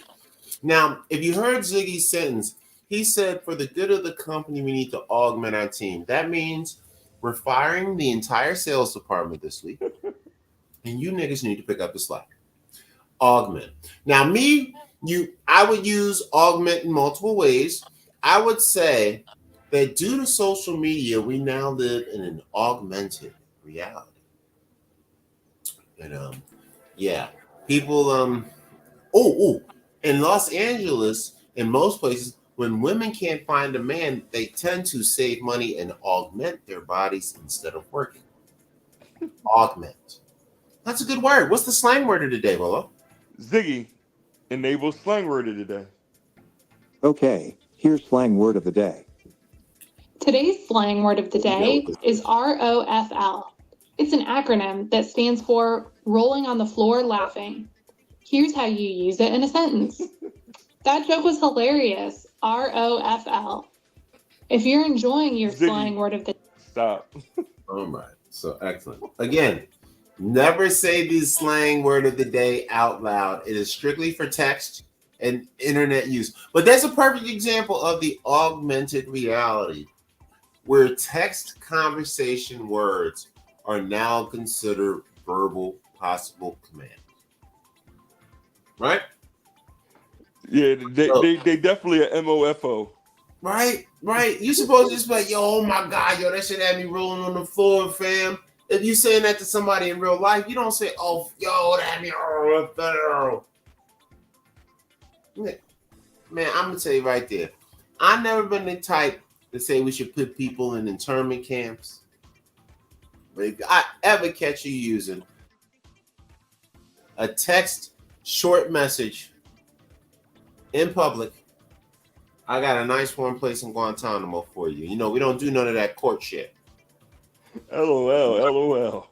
L-O motherfucking L, nigga. You know what I'm saying? With this bitch laughing. I wish. But anyway, that was cute. But what's your RFL? So I'm gonna use it in a sentence. Oh yeah, I already did. That joke had me rolling on the floor, dog. I'm not saying no fucking acronym. That shit was Skittles. All right, what's the Spanish word today, Bolo? And Ziggy, Spanish word of the day. Today's Spanish word of the day is she or her. To say she or her in Spanish, say ella. Here it is again. Ella. Here's how you use it in a sentence. To say she wants to visit Colombia, say ella quiere visitar Colombia. Let's listen to that a little faster. Ella quiere visitar Colombia. Enjoying your Spanish word of the day from your dictionary? Leave us a review in the Alexa app. Stop. All right, excellent. So she said, ella quiere visitar Colombia, which is she is going to visit Colombia. So I will use it in a sentence also. Ella. Wait, what was the sentence again? Ella. No. It was before visita. Ella. Was quiere? Yeah. Okay. Ella quiere visitar mi verga. That means she's going to visit my dick. Shout out to Puerto Ricans who teach me terrible Spanish. Ella, mi verga, verga. Actually, that's a hot song. Ella, mi verga, verga. Ella, mi verga, verga. Yeah. That'd be the hottest song in the streets. I had Sexy Red on the third verse, nigga. Oh, jeez. Oh, yeah. That should be fire, my nigga. You know, she represents womanhood. Oh, wait. Don't smoke on screen. But that's that. So that's our words of the day. Any other topics on your mind there, Rolo? Oh. What's that? Any topics on your mind there, Rolo? No, I'm burnt out. Ready to fall asleep, go back to work. All right, so final concern, because usually since you do the gig apps, we always want to give a shout out to people that's gig app and fighting left and right. Being that the holidays are coming up, I notice you usually sometimes work extra hours, different stuff like that. Are you getting into that, or what's the story with that situation? Well, they dinging me, but they I don't know what's going on with the gig app, so we'll figure it out. Because they have been offering me this overnight one, but I'm because I haven't been using it as much as I normally. They kind of drop me down at the bottom of the list, kind of a thing. So I do get offers from other workers that either can't make it to their shows or they want me to work with them and things like that. But I've been on my steady tip, but we haven't. The one that I'm steady on hasn't been picking up, which is kind of weird, But the economy's all bugged out right now, yo. My old store. One of my staff hit me saying that they officially closing my old store. So I guess they'll probably do that right after Christmas or whatever. Oh yeah, man. Like, dog, I was just walking to the goddamn did I videotape him? Let me see if I videotape him. And I'm gonna show you the enemy. Let me see if I got it on video. 1 second. I think I got that shit on video. But dog, they got these goddamn robots now, man. Do they got them in Philly? No, I don't think so. Oh my god. Let me see if I got this shit on film. I think I was out after the show and I passed a couple by and I was freaking out recording them. Let me see here. Albums. Recent. And you can't rob these drones? I mean, you can if you want to, nigga. They probably tagged the hook up or they probably go off or got some stupid alarm, some wild shit to scare the dog shit out of you. Let's see. It was before. Oh, here these pussy niggas go right here, my nigga. Hold on. I'm gonna see. Hold on. Let me see if I can send it to myself. Pause. Share. Email. 2 minutes long. It should be an easy send.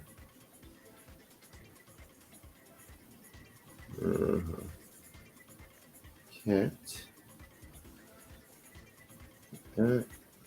Got a couple bullshit letters in there. Hit send. Use mail.com.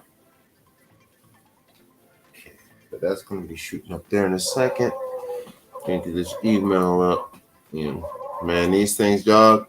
Because there's definitely new versions of this, dog, out there. I'm just downloading this bad boy right quick.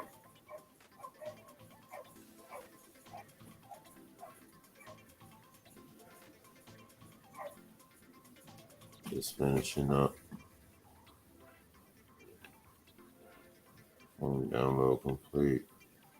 All right. Here we go. Present video file. There it is.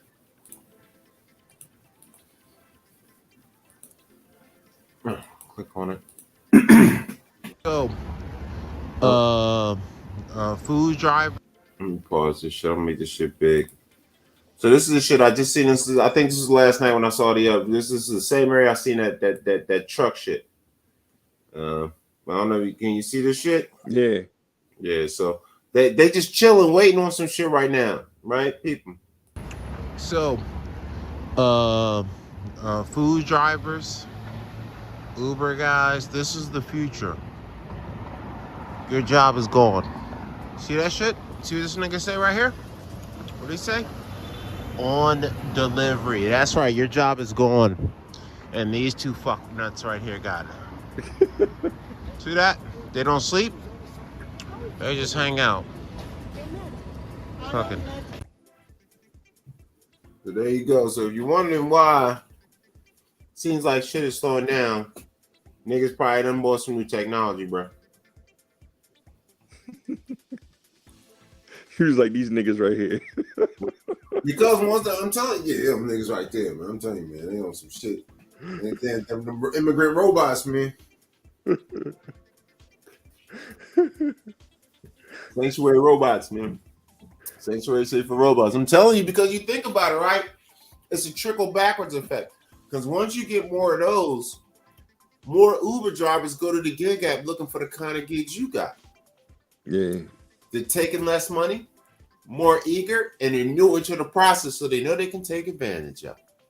So even if they needed the spot, they're probably filling it up with an Uber driver who needs to step off Uber because everybody in the goddamn Uber delivery food industry side, it got the goddamn robots. Because I bet you if you deliver downtown, I bet you in downtown Philly, I bet you they're in downtown Philly. You know what I mean? Uh-huh. And that's just those. And dude, it's freaky, dog. They're going to be, to see it actually going down the street with high people walking traffic around it, cars everywhere, dog, the shit acts just like a person. Doesn't cross without the light. If you walking by it, it makes its way through people. It don't be bumping into you or nothing. It'll stop and let you go by, work its way around you or whatever.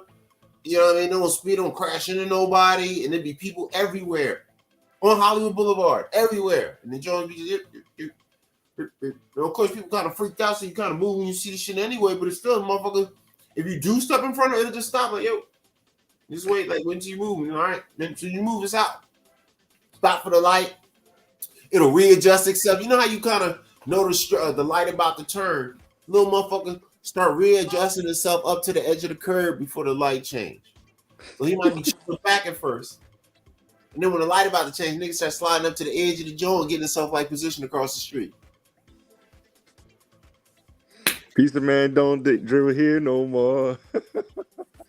So that old Lupe track, right? You like, I don't know what they doing. I tell you what they doing. I just showed you. Yeah, the drones are coming around this month. I showed you. I mean, food places everywhere. You order online. You know what I mean? I think motherfuckers at this McDonald's over here kind of be mad. Like they give me shitty service on purpose because I don't come in and like order from the register or something. Because every time I go down, they be acting like they be tripping. Like I'm tripping when I want my food. When I order, I'm like, yo, I ordered it from the crib. I walked over here. It should be ready by now, nigga. These niggas 20, 30, 40 minutes for like burgers and fries, nigga. We're ready to fight up in that bitch. Like, and then everybody else will come over there, they get their shit like as soon as they order their shit. I'm like, hold the fuck up. And it's like, it's not filled with too many of our teammates, shall we say. You know that coalition that they say we got? It ain't no coalition, Rolo. McDonald's is still a coalition here. Yeah. But it's only $1 cheaper than In-N-Out or whatever burgers. Like it ain't, you know what I mean? It ain't the cheap one no more. Right. They got In-N-Out consistently in Philly now? Mainly Five Guys is big out here still. And I'm trying to think of the other new one. In-N-Out is not that popular yet. Yeah. Way back, I'm starting to see some of them.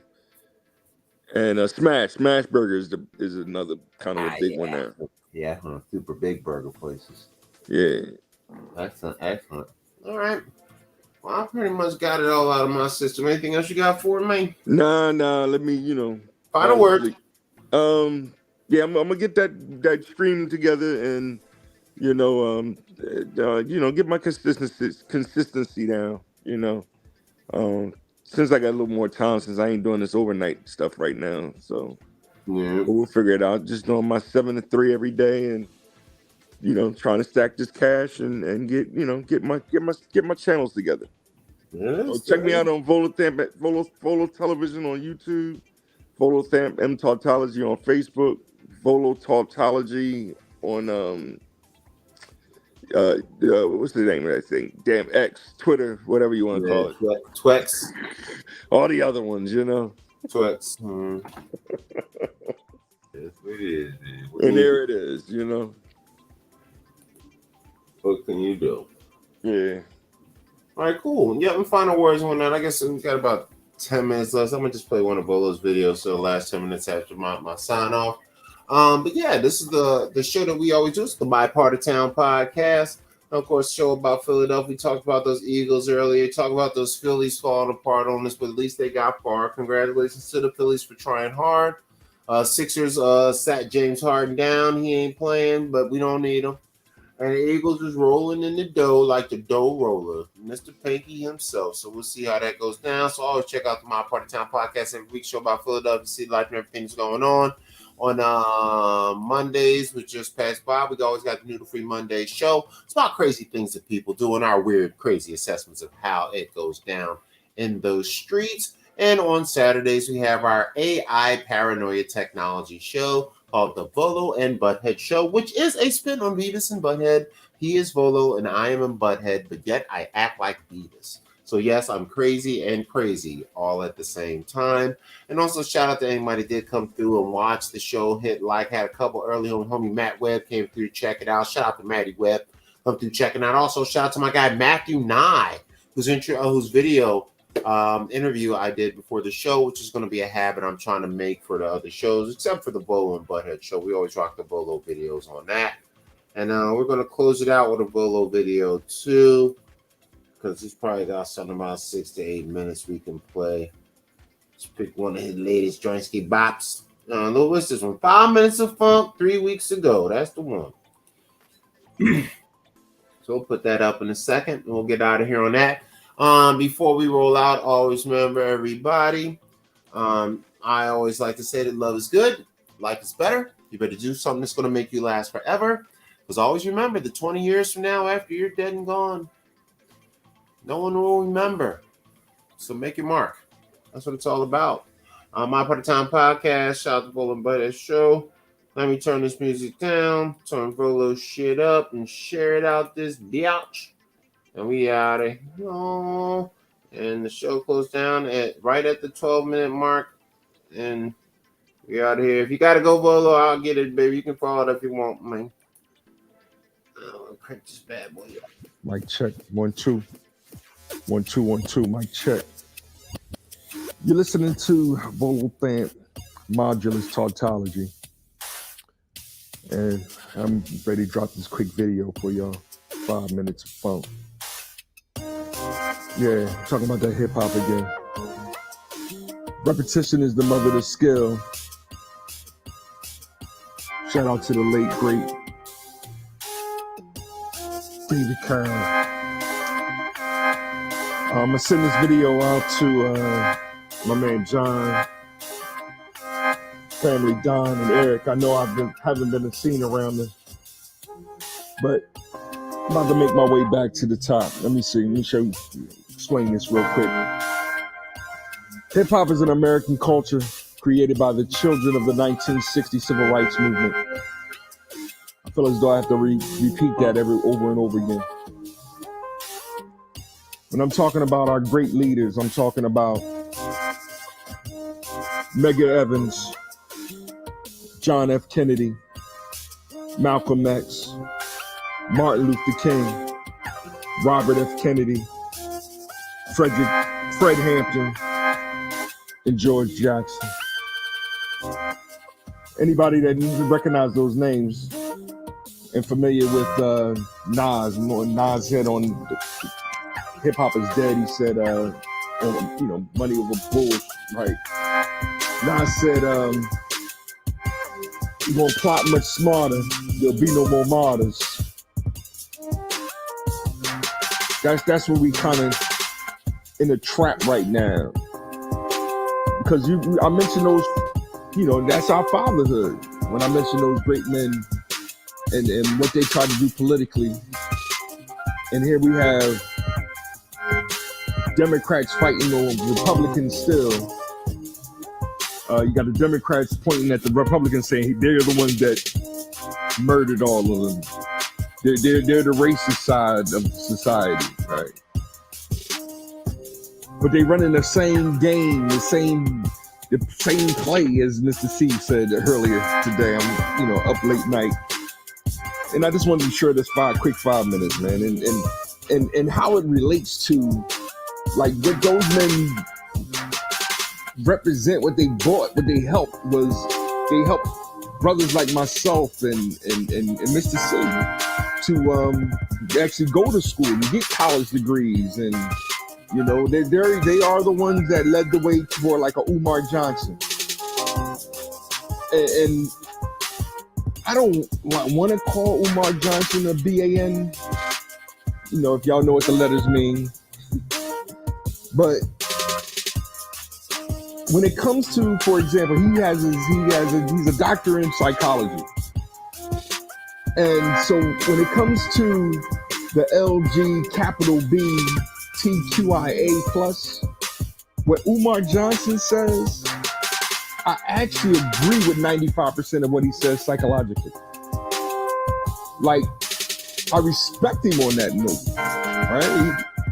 Like, your beef isn't with me, your beef is actually with him when it comes to that community trying to shut down the black, family, but they claim that they don't have nothing to do with it.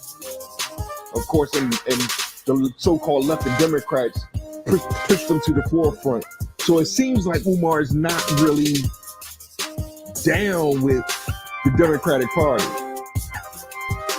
But where the causality and sophistry and hypocrisy, that's that fake cash, where that really takes hold is when brothers like Umar put Suki at the forefront of his you see where I'm going with this, right?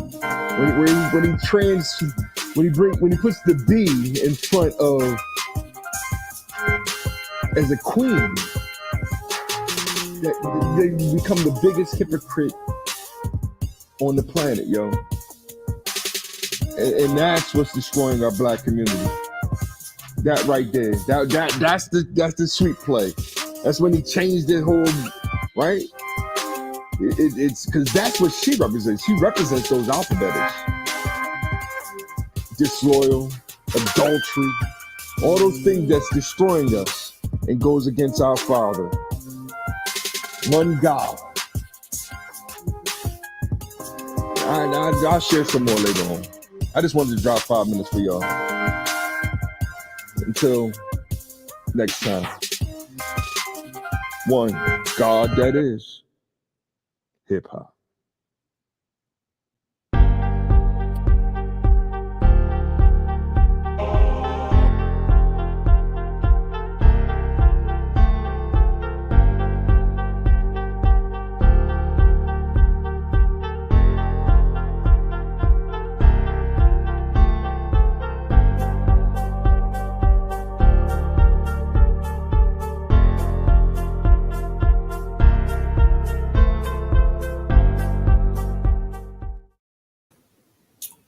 And that is the end of the show, people. We are in the streets. My Fight Town podcast. Live well, fight good. Midnight, and we are gone.